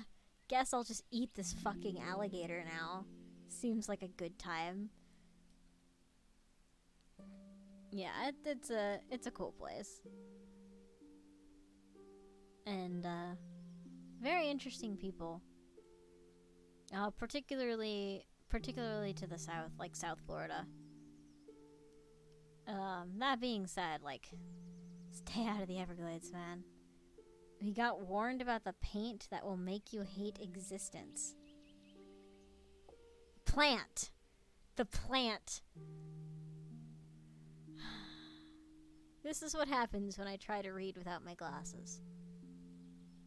I leaned back and it looked like paint. Yes, you typed that right. I'm just stupid. The plant that will make you hate existence. Well, which one? There are lots of plants. There's a plant that somebody used it to wipe themselves up after going to the toilet, and it's basically like stinging nettles on super steroids, Oh, that plant. and it does like permanent neurological damage to the area, so it will never stop hurting, or at least it will always be sensitive. It's a bad plant. That plant, like, that plant had some troubles growing up, I think. That poor plant. Plant, like, you can talk to us, you can open up to us, you don't have to hurt people like this.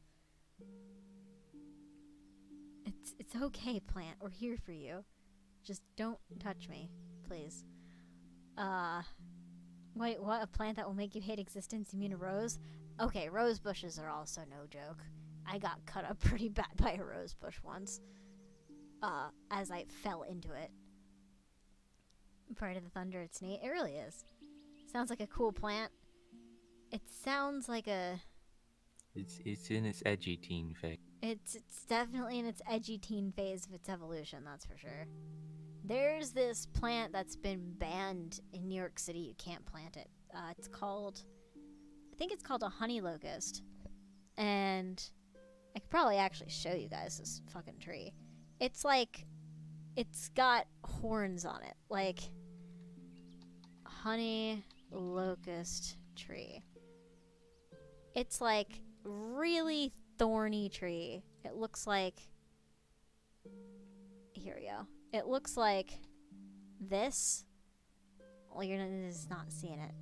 But it has these like little branches that are literally spikes. And if you fall into them, like, it will hurt. It will stab you, actually. Wow, that tree's living in 2019. Yeah. They used to plant these along, like, streets. And then kids started getting seriously hurt. So they stopped. But there are still a few left. My naturalist group found a couple. But this thing is, like, no joke. That this plant seriously does not want you to touch it. That being said, its seeds are really sweet. But yeah, that's the honey locust. You learned something today, chat. I'm sneaking in a dose of science in every little stream. Soon... I don't know what soon. He hates the world. I think his problem was he got picked on as a kid. And he was just like, you know what? Fuck it. I'm done with these bullies trying to eat my branches. So he grew motherfucking daggers that when they tried to eat his branches, they just got a face full of stab wounds. Sounds like a plant I should place around my house. Keep the idiots away. Wanted to moat with gators in it, but the Girl Scouts got mad after 3 of them got eaten. Yeah, honey locust is a bit easier. And I'm pretty sure they can grow in your neck of the woods. I think they're actually like a southern plant. Are they? Are honey locusts a southern plant? Honey locust tree. I don't want to grow fruit. I want to be modern art. Alright, so honey locust. Gleditza triacanthos, also known as the thorny locust, deciduous tree native to central North America, was found in the soil of the yeah, this naturally occurs in Texas. It naturally occurs in Texas, Oklahoma, Louisiana, Missouri, that state under Missouri. What is that state under Missouri? Between Louisiana and Missouri, what is that state? Oh my god. I'm such a bad American. American states. I meant the plant that will make you hate existence. Oh, that one will definitely work. What? Okay. I'm having like weird trouble with this lately. Alabama. I'm stupid. No. That wasn't it. Arkansas. Okay, I'm sorry, Arkansas. I forget you exist half the time. I'm sorry to anyone who lives in Arkansas. I forget you exist half the time. Not you, but like your state. Just your state and everyone in it. It's just... Yeah. I mean, have you heard of anything coming out of Arkansas? Oh. I forget I exist sometimes. I mean, that's fair. Yeah, but the plant that makes you hate your life, I'm not sure what it's called, but I know it exists, because it seems like a thing that would exist. Okay, my throat now really hurts, so I should really stop talking. But, let me find somewhere to give you guys off to. I don't know if anyone else is streaming at this point. There's a few people. I could give you over to... Probably give you over to Sessa. I think she'd appreciate that. All I know about the map is middle of the map that's not Texas, place that the celebs are, avoid at all cost, California, and the place where snow happens. Sad the stream is over? Aw. Yeah, I'm getting a little tired. I'd go for longer if I could, but we're at like the 3-hour mark, I'd say. Not 3 hours. Probably less than 3 hours. Maybe, I don't know, how long? I usually have my dashboard up. Okay, like 2.5 hours. Take care, Neuro. Take care, all of ya. In the meantime, do not eat or drink any questionable substances. Make smart decisions. Do not die. And dying is absolutely forbidden. And I will see all of you wonderful people. Don't die on me at a later time. Take care, guys. Let's go to the Sessa. Boop. Goodbye. I'm bad at ending stream.